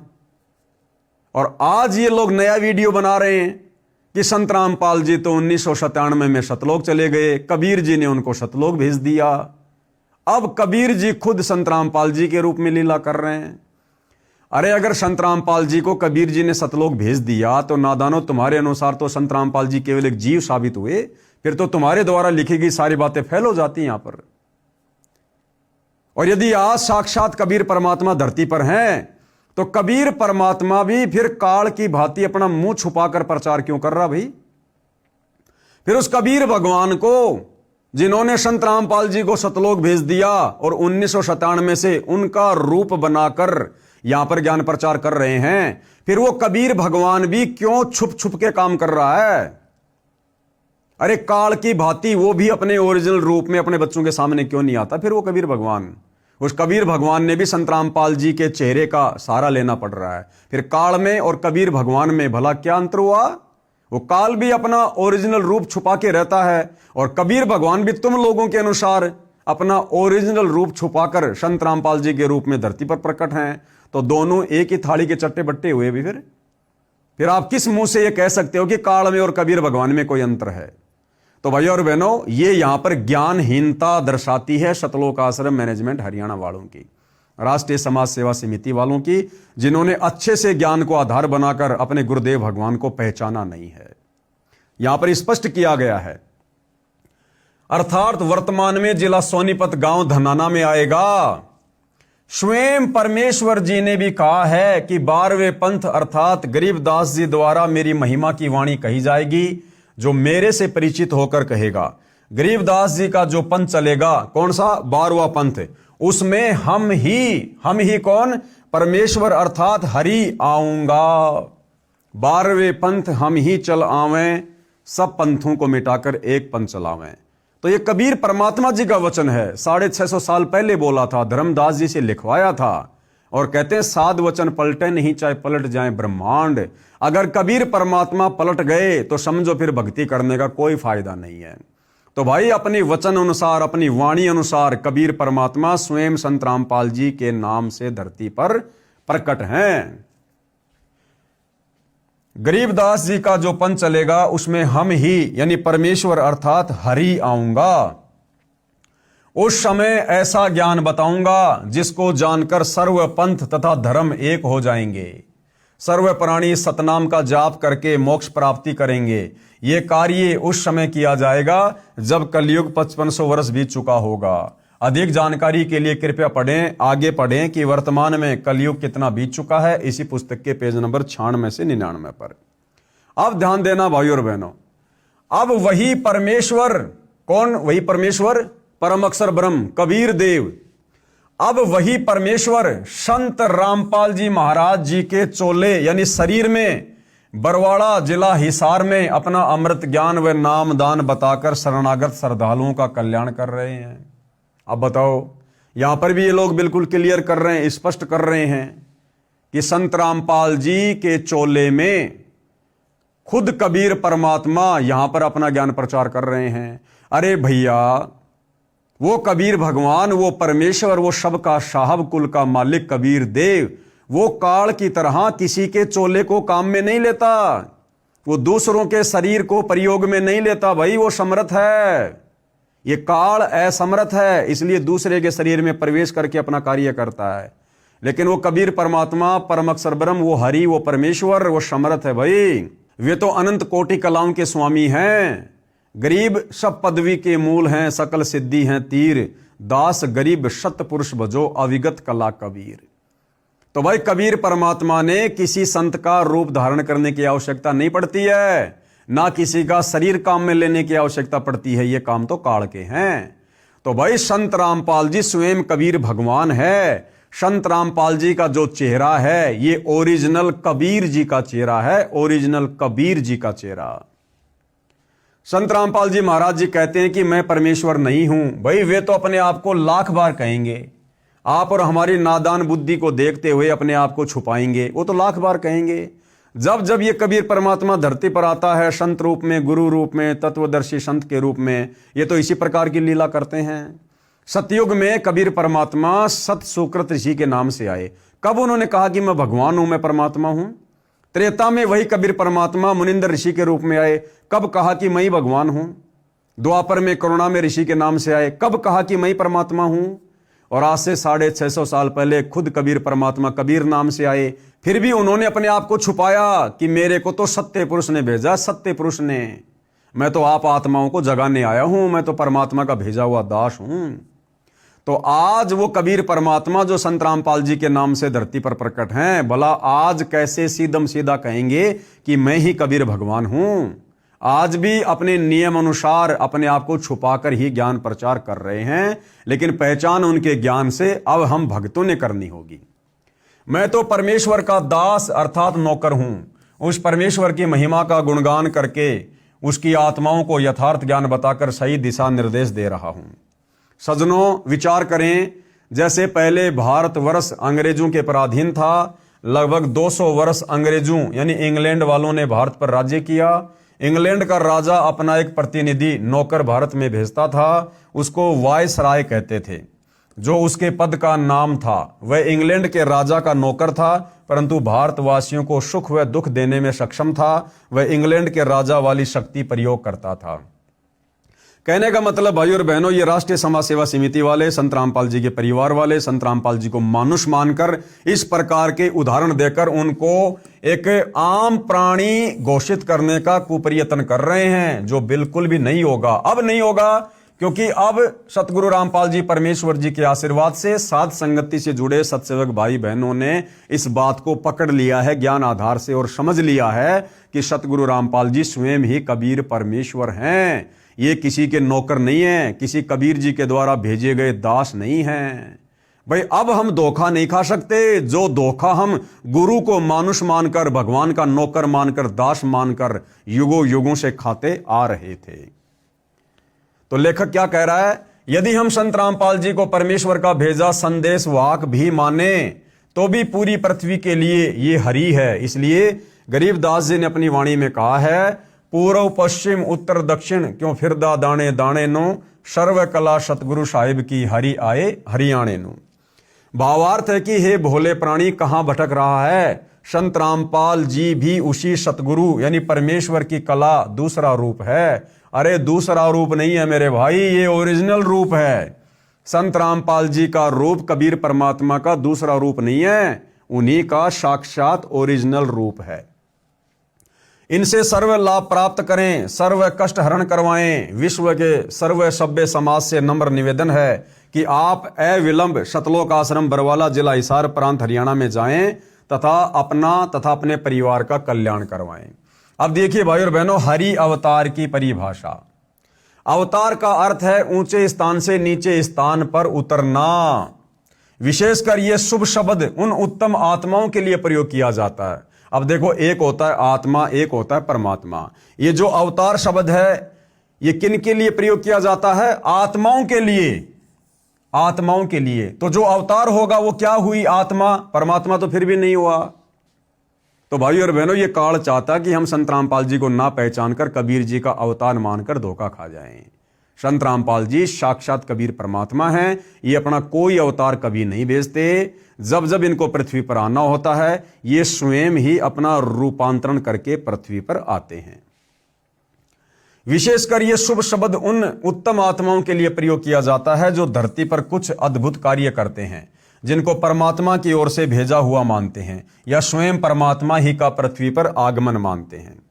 श्रीमद् भगवद गीता अध्याय 15 श्लोक 1 से 4 तथा 16 से 17 में 3 पुरुषों यानी भगवानों का ज्ञान है। एक है क्षर पुरुष, जिसे ब्रह्म भी कहते हैं, जिसका ओम नाम साधना का है, जिसका प्रमाण गीता अध्याय 8 श्लोक नंबर 13 में है। दूसरा है अक्षर पुरुष, जिसको परब्रह्म भी कहते हैं, जिसकी साधना का मंत्र तत् है, जो सांकेतिक है, प्रमाण गीता अध्याय 17 श्लोक 23 में है। और तीसरा है उत्तम पुरुष तू अन्य, श्रेष्ठ पुरुष परमात्मा तो उपरोक्त दोनों पुरुषों क्षर पुरुष तथा अक्षर पुरुष से अन्य है। वह परम अक्षर पुरुष है, जिसे गीता अध्याय 8 श्लोक 1 के उत्तर में अध्याय 8 के श्लोक 3 में कहा है कि वह परम अक्षर ब्रह्म है। इसका जाप सत है जो सांकेतिक है। इसी परमेश्वर की प्राप्ति से भगत को परम शांति तथा सनातन परम धाम प्राप्त होगा। इसका प्रमाण गीता अध्याय 18 श्लोक 62 में, यह परमेश्वर परम अक्षर ब्रह्म गीता ज्ञान दाता से भिन्न है। अधिक ज्ञान प्राप्ति के लिए पढ़िए पुस्तक ज्ञान गंगा, सतलोक आश्रम बरवाड़ा से प्राप्त करें। अवतार 2 प्रकार के होते हैं, जैसे ऊपर कहा गया है। अब आप जी को पता चला है कि मुख्य रूप से 3 पुरुष प्रभु हैं, जिनका उल्लेख ऊपर कर दिया गया है। विस्तृत विवरण पढ़े इसी पुस्तक के पीछे सृष्टि रचना में। हमारे लिए मुख्य रूप से 2 प्रभुओं की भूमिका रहती है। क्षर पुरुष की, जो गीता अध्याय 11 श्लोक 32 में अपने आप को काल कहता है। दूसरा है परम अक्षर पुरुष, परम अक्षर ब्रह्म, जिसके विषय में गीता अध्याय 8 श्लोक 3 तथा 8, 9, 10 में तथा गीता अध्याय 18 श्लोक 62, अध्याय 15 श्लोक 1 से 4 तथा 17 में कहा है। ब्रह्म यानी काल के अवतारों की जानकारी, गीता अध्याय 4 श्लोक 7, यदा यदा ही धर्मस्य ग्लानि भवति भारत अभ्युत्थानम अधर्मस्य तदा आत्मानम सर्जामि अहम। अनुवाद क्या है? हे भारत यानी हे अर्जुन, यदा यदा जब जब धर्म की हानि और अधर्म की वृद्धि होती है, तब तब ही मैं अपना अंश अवतार रचता हूं अर्थात उत्पन्न करता हूं। जैसे श्रीमद् भगवद गीता अध्याय 4 श्लोक 7 में गीता ज्ञान दाता ने यानी काल ब्रह्म ने कहा है कि जब जब धर्म में घृणा उत्पन्न होती है, यानी पापियों की संख्या बढ़ जाती है, अधर्म पृथ्वी पर बढ़ जाता है, धर्म की हानि होती है तथा अधर्म की वृद्धि होती है, तो मैं कौन, काल, ये ब्रह्म, ये क्षर पुरुष अपने अंश अवतार सर्जन करता है, ब्रह्मा विष्णु महेश के माध्यम से उत्पन्न करता है। जैसे श्री रामचंद्र जी तथा श्री कृष्णचंद्र जी को काल ब्रह्म ने ही पृथ्वी पर उत्पन्न किया था, जो स्वयं श्री विष्णु जी ही माने जाते हैं। इनके अतिरिक्त 8 अवतार और कहे गए हैं, जो श्री विष्णु जी स्वयं नहीं आते, अपितु अपने लोक से अपने कृपा पात्र पवित्र आत्मा को भेजते हैं, वे भी अवतार कहलाते हैं। कहीं कहीं 25 अवतारों का भी उल्लेख पुराणों में आता है। काल ब्रह्म यानी क्षर पुरुष के भेजे हुए अवतार पृथ्वी पर बढ़े अधर्म का नाश कत्लेआम अर्थात संहार करके करते हैं। लेखक क्या कह रहा है भाई और बहनों, 2 प्रकार के अवतार होते हैं। एक अवतार कौन, कबीर परमात्मा खुद ही अवतार रूप में धरती पर स्वयं प्रकट होता है, और दूसरा अवतार ये काल ब्रह्मा विष्णु महेश में प्रेरणा करके और राम और श्री कृष्ण जैसों को यहां पर अवतार के रूप में भेजता है। तो जो काल के द्वारा भेजे गए अवतार हैं, उनके कार्य करने की शैली क्या होती है? पृथ्वी पर जो अधर्म होता है, अत्याचार होता है, अशांति फैली होती है, ये संहार करके, युद्ध करके शांति स्थापना करने की चेष्टा करते हैं। लेकिन इस प्रकार के इनके प्रयत्नों से और ज्यादा अशांति बढ़ जाती है। जैसे त्रेता युग में राम रावण युद्ध हुआ, सोचा था शांति होगी, लेकिन भाई और बहनों करोड़ों की संख्या में लोग मारे गए, करोड़ों औरतें विधवा हुई, करोड़ों बच्चे यतीम हो गए, अनाथ हो गए, शांति की जगह अशांति फैल गई। फिर द्वापर में श्री कृष्ण जी आए, शांति स्थापना करने की चेष्टा की, लेकिन नहीं हो पाई। महाभारत जैसी घटना का जन्म हो गया, 18 करोड़ सेना मारी गई, करोड़ों की संख्या में औरतें विधवा हो गई, उनके बच्चे यतीम हो गए, अनाथ हो गए, रोजी रोटी की समस्या पैदा हो गई, और ज्यादा अशांति फैल गई। तो जो काल के द्वारा भेजे गए अवतार हैं, वो इस प्रकार से धर्म की स्थापना करना चाहते हैं युद्ध करके, लेकिन नहीं हो पाती है। और जो पहले नंबर का अवतार है, यानी स्वयं कबीर परमात्मा ही धरती पर अवतरित होते हैं, वो ज्ञान के द्वारा लोगों को सद्बुद्धि देकर वो यहां पर बड़े हुए अज्ञान और अधर्म का नाश करते हैं। उदाहरण के रूप में श्री रामचंद्र जी तथा श्री कृष्णचंद्र जी, श्री परशुराम जी तथा श्री नीकलंक जी, जो अभी आना शेष है, जो कलयुग के अंत में आएगा, ये सर्व अवतार घोर संहार करके ही अधर्म का नाश करते हैं। अधर्मियों को मारकर शांति स्थापित करने की चेष्टा करते हैं, परंतु शांति की अपेक्षा अशांति ही बढ़ती है। जैसे श्री रामचंद्र जी ने रावण को मारने के लिए युद्ध किया, युद्ध में करोड़ों पुरुष मारे गए, जिनमें धर्मी तथा अधर्मी दोनों ही मारे गए। फिर उनकी पत्नियां तथा छोटे बड़े बच्चे शेष रहे, उनका जीवन नरक बन गया। विधवाओं को अन्य व्यक्तियों ने अपनी हवस का शिकार बनाया, निर्वाह की समस्या उत्पन्न हुई, आदि आदि अनेकों अशांति के कारण खड़े हो गए। यही विधि श्री कृष्ण जी ने अपनाई थी, यही विधि श्री परशुराम जी ने अपनाई थी। इसी विधि से 10वां अवतार काल ब्रह्म क्षर पुरुष द्वारा उत्पन्न किया जाएगा। उसका नाम नीकलंक होगा। वह कलयुग के अंतिम समय में उत्पन्न होगा, जो राजा हरिश्चंद्र वाली आत्मा होगी। यानी जो कल की भगवान होगा, जो कलयुग के एंड में आएगा लाखों वर्ष बाद, वो राजा हरिश्चंद्र वाली आत्मा होगी। और गुरुदेव ने बताया कि राजा हरिश्चंद्र वाली आत्मा वर्तमान में स्वर्ग में बैठी है। फिर उसके कर्म बिगड़वाने के लिए काल उसको 10वें अवतार के रूप में भेजेगा। शंबल नगर में श्री विष्णु दत्त शर्मा के घर में जन्म लेगा। उस समय सर्व मानव अत्याचारी अन्यायी हो जाएंगे, उन सबको मारेगा। उस समय जिन जिन मनुष्यों में परमात्मा का डर होगा, कुछ सदाचारी होंगे, उनको छोड़ जाएगा, अन्य सभी को मार डालेगा। यही विधि है ब्रह्म काल क्षर पुरुष के अवतारों की अधर्म का नाश करने तथा शांति स्थापना करने की। परम अक्षर ब्रह्म अर्थात सत्य पुरुष के अवतारों की जानकारी, ये बहुत ही विशेष पॉइंट है भाई और बहनों, ध्यान से समझना। परम अक्षर ब्रह्म यानी कबीर देव अर्थात सत्य पुरुष के अवतारों की जानकारी, यानी ये कबीर परमात्मा स्वयं ही अवतार धारण करके आता है या सतलोक से कोई अवतार भेजता है, किसी आत्मा को भेजता है।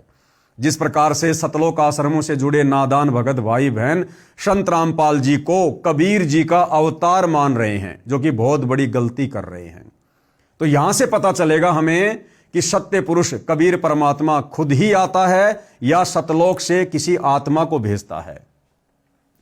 परम अक्षर ब्रह्म यानी कबीर परमात्मा स्वयं पृथ्वी पर प्रकट होता है।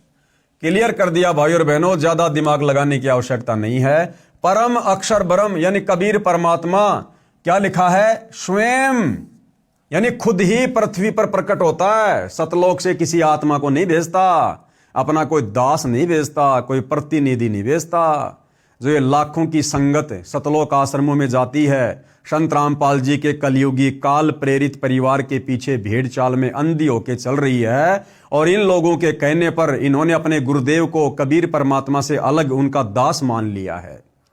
और वो 25 मिनट का AI से वीडियो बनाकर पूरी संगत को काल की गोद में बैठा दिया है कि संत रामपाल जी को तो कबीर जी ने 1997 में शय शरीर सतलोक भेज दिया। उसके बाद से खुद कबीर परमात्मा ही धरती पर हैं। तो भाई और बहनों, इन्होंने संगत को काल के मुंह में ठोकने का ठेका ले रखा है सतलोक आश्रम वालों ने। ज्ञान क्या कह रहा है और संगत को वर्तमान में किस दिशा में लेकर जाया जा रहा है। परम अक्षर ब्रह्म स्वयं पृथ्वी पर प्रकट होता है, वह सह शरीर आता है, सह शरीर लौट जाता है। भाई ज्ञान गंगा पुस्तक में लिखा हुआ है। ये जो सारी बातें हम देख रहे हैं, पढ़ रहे हैं, ये ज्ञान गंगा पुस्तक की भूमिका में लिखी हुई है। तो भाई बताओ, सतलोक आश्रम मैनेजमेंट हरियाणा वाले झूठे हैं या फिर ज्ञान गंगा पुस्तक लिखने वाले आपके गुरुदेव संत रामपाल जी झूठे हैं? भाई दो में से एक तो झूठा हो गया ना। अब सतगुरु रामपाल जी तो कह रहे हैं कि कबीर परमात्मा स्वयं धरती पर प्रकट होता है, कोई अवतार नहीं भेजता। और सतलोक आश्रम वाले कह रहे हैं कि संत रामपाल जी कबीर जी के दास हैं, कबीर जी के अवतार हैं, कबीर जी के प्रतिनिधि हैं। और संत रामपाल जी तो 1997 में सतलोक जा चुके हैं। तो भाई और बहनों, यहां पर यह विरोधाभास हो रहा है। संगत को काल प्रेरणा से संत रामपाल जी के मंद बुद्धि परिवार के द्वारा काल के मुंह में झोंका जा रहा है, गुरु को मानुष मनवाकर, जीव मनवाकर। तो गुरुदेव क्या लिख रहे हैं ज्ञान गंगा में, परम अक्षर ब्रह्म यानी कबीर देव स्वयं यानी खुद ही पृथ्वी पर प्रकट होता है। वह सह शरीर आता है, सह शरीर लौट जाता है, किसी मां के गर्भ से जन्म नहीं लेता। यह लीला परमेश्वर दो प्रकार से करता है। एक, प्रत्येक युग में शिशु रूप में किसी सरोवर में कमल के फूल पर वन में प्रकट होता है। वहां से निसंतान दंपत्ति उसे उठा ले जाते हैं, फिर लीला करता हुआ बड़ा होता है तथा आध्यात्मिक ज्ञान प्रचार करके अधर्म का नाश करता है। सरोवर के जल में कमल के फूल पर अवतरित होने के कारण परमेश्वर नारायण कहलाता है। नार यानी जल, आयण यानी आने वाला, अर्थात जल पर निवास करने वाला नारायण कहलाता है। दूसरा, जब चाहे साधु संत जिंदा के रूप में अपने सतलोक से पृथ्वी पर आ जाते हैं तथा अच्छी आत्माओं को ज्ञान देते हैं। फिर वे पुण्य आत्माएं भी ज्ञान प्रचार करके अधर्म का नाश करते हैं। वे भी परमेश्वर के भेजे हुए अवतार होते हैं। कलयुग में ज्येष्ठ सुधी पूर्णमासी संवत 1455 सन 1398 को कबीर परमेश्वर सतलोक से चलकर आए तथा काशी शहर के लहर तारा नामक सरोवर में कमल के फूल पर शिशु रूप में विराजमान हुए। वहां से नीरू तथा नीमा जो जुलाहा धानक दंपत्ति थे उन्हें उठा लाए। शिशु रूपधारी परमेश्वर कबीर परमेश्वर ने 25 दिन तक कुछ भी आहार नहीं किया। नीरू तथा नीमा उसी जन्म में ब्राह्मण थे, श्री शिव जी के पुजारी थे। मुसलमानों द्वारा बलपूर्वक मुसलमान बनाए जाने के कारण जुलाहे का कार्य करके निर्वाह करते थे। बच्चे की नाजुक हालत देखकर नीमा ने अपने इष्ट श्री शिव जी को याद किया। शिव जी साधु वेश में वहां आए तथा बालक रूप में विराजमान कबीर परमेश्वर को देखा। बालक रूप में कबीर साहिब जी ने कहा, हे शिव जी, इन्हें कहो एक कुंवारी गाय लाए, वह आपके आशीर्वाद से दूध देगी। ऐसा ही किया गया। कबीर परमेश्वर जी के आदेश अनुसार भगवान शिव जी ने कुंवारी गाय की कमर पर थपकी लगाई। उसी समय बछिया के थनों से दूध की धार बहने लगी। एक कोरा मिट्टी का छोटा घड़ा नीचे रखा, पात्र भर जाने पर दूध बंद हो गया। फिर प्रतिदिन पात्र थनों के नीचे करते ही बछिया के थनों से दूध निकलता। उसको परमेश्वर कबीर जी पिया करते थे। जुलाहे के घर परवरिश होने के कारण बड़े होकर परमेश्वर कबीर जी भी जुलाहे का कार्य करने लगे तथा अपनी अच्छी आत्माओं को मिले, उनको तत्व ज्ञान समझाया तथा स्वयं भी तत्व ज्ञान का प्रचार करके अधर्म का नाश किया। जिन जिन को परमेश्वर जिंदा महात्मा के रूप में मिले उनको सचखंड सतलोक में लेकर गए तथा फिर वापस छोड़ा, उनको आध्यात्मिक ज्ञान दिया तथा अपने से परिचित कराया। वे उस परमेश्वर सत्य पुरुष के अवतार थे। अब क्या होता है अवतार? कबीर परमात्मा जी नीचे आए, धर्मदास जी को मिले, उनको ज्ञान समझाया, फिर धर्मदास जी ने भी आगे ज्ञान प्रचार किया, तो धर्मदास जी फिर कबीर परमात्मा के अवतार कहलाए।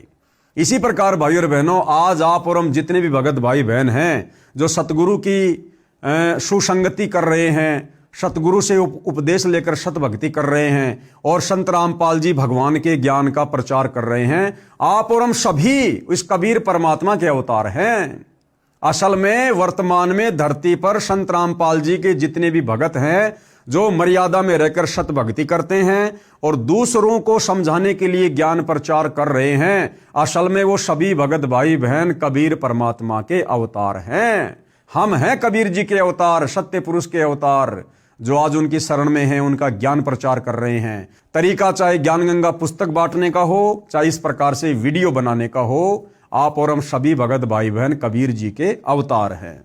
वे उस परमेश्वर सत्य पुरुष के अवतार थे। उन्होंने भी परमेश्वर से प्राप्त ज्ञान के आधार से अधर्म का नाश किया। वे अवतार कौन कौन हुए हैं?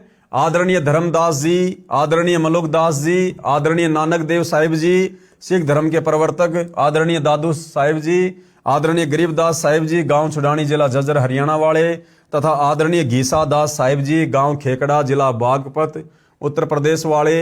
ये उपरोक्त सर्व अवतार परम अक्षर ब्रह्म सत्य पुरुष के थे। अपना कार्य करके चले गए, अधर्म का नाश किया, जिस कारण से जनता में बहुत समय तक बुराई नहीं समाई। वर्तमान में संतों की कमी नहीं, परंतु शांति का नाम नहीं। कारण यह है कि इन संतों की साधना शास्त्रों के विरुद्ध है, जिस कारण से समाज में अधर्म बढ़ता जा रहा है। इन पंथों और संतों को सैकड़ों वर्ष हो गए ज्ञान प्रचार करते हुए, परंतु अधर्म ही बढ़ता जा रहा है। आगे का क्या पॉइंट है? सत्य पुरुष का वर्तमान अवतार, यानी धरती पर वर्तमान में सत्य पुरुष का असली अवतार कौन है? अब सतलोक आश्रम वालों ने तो ज्ञान का ज्ञान कर दिया, सत्य पुरुष का अवतार संत रामपाल जी को घोषित कर दिया। जबकि भाई और बहनों, ज्ञान आधार से हमें पता चलेगा संत रामपाल जी स्वयं ही हरि हैं। ये स्वयं ही सतलोक से अवतरित हुए हैं। इन्हें अपना ज्ञान प्रचार करवाने के लिए सतलोक से किसी को अवतार बनाकर भेजने की आवश्यकता नहीं पड़ती है। सत्य पुरुष का वर्तमान अवतार हरि अवतार, जो सत्य साधना तथा सत्य का प्रचार परमेश्वर के पूर्वोक्त परमेश्वर के अवतार संत किया करते थे, जिससे आपसी प्रेम था, एक दूसरे के दुख में दुखी होते थे, असहाय व्यक्ति की मदद करते थे। वही शास्त्र विधि अनुसार साधना तथा वही आध्यात्मिक यथार्थ ज्ञान संत रामपाल जी महाराज को परमेश्वर कबीर साहिब जी ने प्रदान किया। परमेश्वर कबीर जी मार्च 1997 को फाल्गुन मास की शुक्ल प्रथमा को दिन के 10 बजे जिंदा महात्मा के रूप में सतलोक से आकर संत रामपाल जी महाराज को सतनाम तथा सार शब्द दान करने का आदेश देकर अंतर ध्यान हो गए। ये भाइयों और बहनों, सतगुरु रामपाल जी परमेश्वर जी की ये गुप्त लीला है। इस लीला को केवल वही समझ सकता है जिस पर संत रामपाल जी की विशेष दया दृष्टि हो। जैसे आप और हम सभी साध संगति से जुड़े सत्सेवक भाई बहन, आप और हम परमेश्वर की इस 1997 वाली गुप्त लीला को समझ रहे हैं। सतलोक आश्रमों से जुड़े भाई बहन और संत रामपाल जी का परिवार नहीं समझ पा रहा है।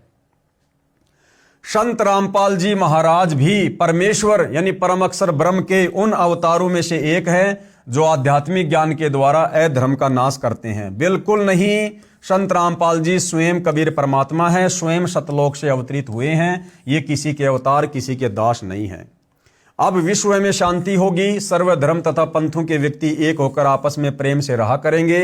राजनेता निरअभिमानी, न्यायकारी तथा परमात्मा से डरकर कार्य करने वाले होंगे। जनता के सेवक बनकर निष्पक्ष कार्य किया करेंगे। धरती पर पुनः सतयुग जैसी स्थिति होगी।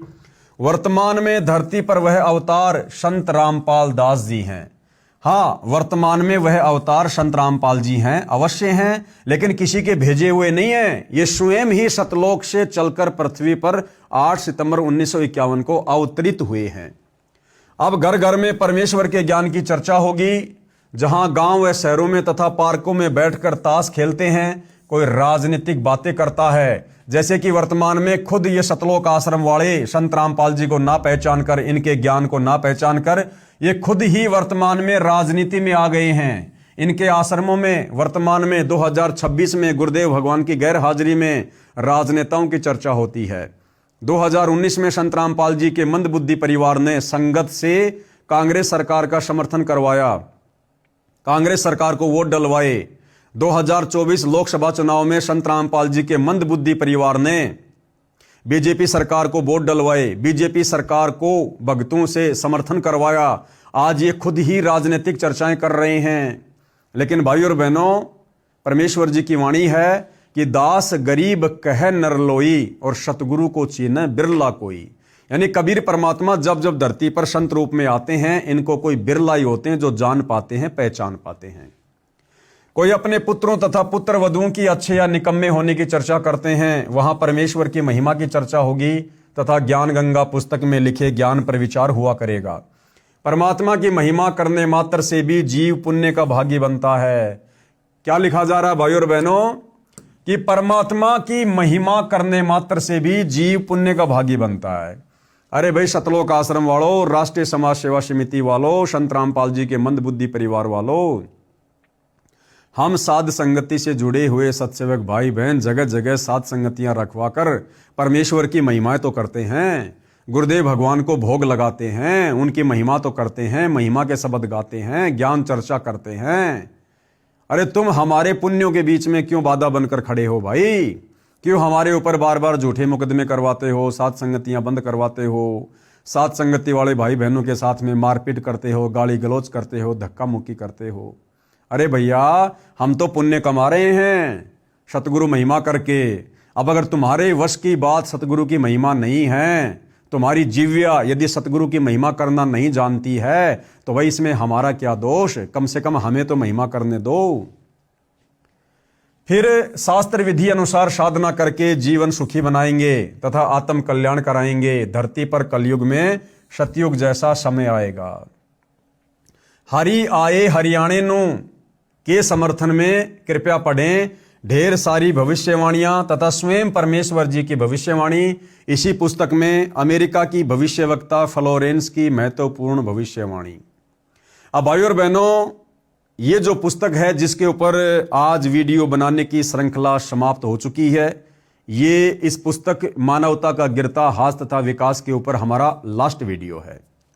आगे हम इस पुस्तक पर वीडियो इसलिए नहीं बनाएंगे क्योंकि आगे इस पुस्तक में जो जो बातें लिखी हैं, जो जो पॉइंट लिखे हैं, जैसे कि अमेरिका की भविष्यवक्ता फ्लोरेंस की महत्वपूर्ण भविष्यवाणी, तो आगे की जो बातें हैं भाइयों और बहनों, आज से पहले जिन जिन पुस्तकों के ऊपर वीडियो बने हैं, लगभग 10-12 पुस्तकों के ऊपर, उन पुस्तकों में हम इन तमाम प्रकार की जानकारियों पर चर्चा कर चुके हैं, इन टॉपिक पर हम चर्चा कर चुके हैं। तो यदि आप भाई बहनों ने और अधिक जानकारी प्राप्त करनी है तो साध संगति के माध्यम से सतगुरु रामपाल जी के कर कमल से लिखित अनेक पुस्तकों के ऊपर जो वीडियो बन चुके हैं, उन तमाम बातों का जिक्र उन पुस्तकों में किया हुआ है। दास के Facebook page Pawan Das is live के ऊपर जाकर आप जी वीडियो देख सकते हैं, जानकारी प्राप्त कर सकते हैं। तो आगे भाइयों और बहनों, इस पुस्तक मानवता का गिरता हाथ तथा विकास, इसमें जो जो बातें लिखी हुई हैं, ये सारी बातें हम आज से पहले अन्य पुस्तकों पर जो वीडियो बना रहे थे, हम उनमें प्राप्त कर चुके हैं। इसलिए दास आप भगत भाई बहनों का अनमोल समय और अनमोल श्वासें व्यर्थ में, फिजूल में बर्बाद नहीं करवाना चाहता है। अब ज़्यादा से ज़्यादा समय हम परमपिता परमेश्वर जी की भक्ति को दें, सुमरण में दें, और जो जो जानकारी गुरुदेव भगवान ने पुस्तकों में छुपा रखी है, जो पुस्तकें अभी तक हम नहीं पढ़ पाए, नहीं देख पाए, जिन पर वीडियो नहीं बन पाए, दास केवल उन पुस्तकों में उन्हीं पॉइंटों पर वीडियो बनाएगा जो जानकारी अभी तक भगत समाज से दूर है। तो भाई और बहनों, पूज्य गुरुदेव भगवान के आशीर्वाद से पुस्तक मानवता का गिरता हाथ तथा विकास, इसके ऊपर वीडियो बनाने की श्रृंखला समाप्त हुई। आगे परमपिता परमेश्वर जी के आशीर्वाद से हमें जो भी वे सत प्रेरणा करेंगे, जो भी सेवा देंगे, उस आधार से आप भाई बहनों के सामने उपस्थित होंगे। तब तक के लिए गुरुदेव भगवान हम सबको आज्ञा दे, सद्बुद्धि दे, हमारा मार्गदर्शन करे। बंदी छोड़ सतगुरु रामपाल जी परमेश्वर जी की जय हो।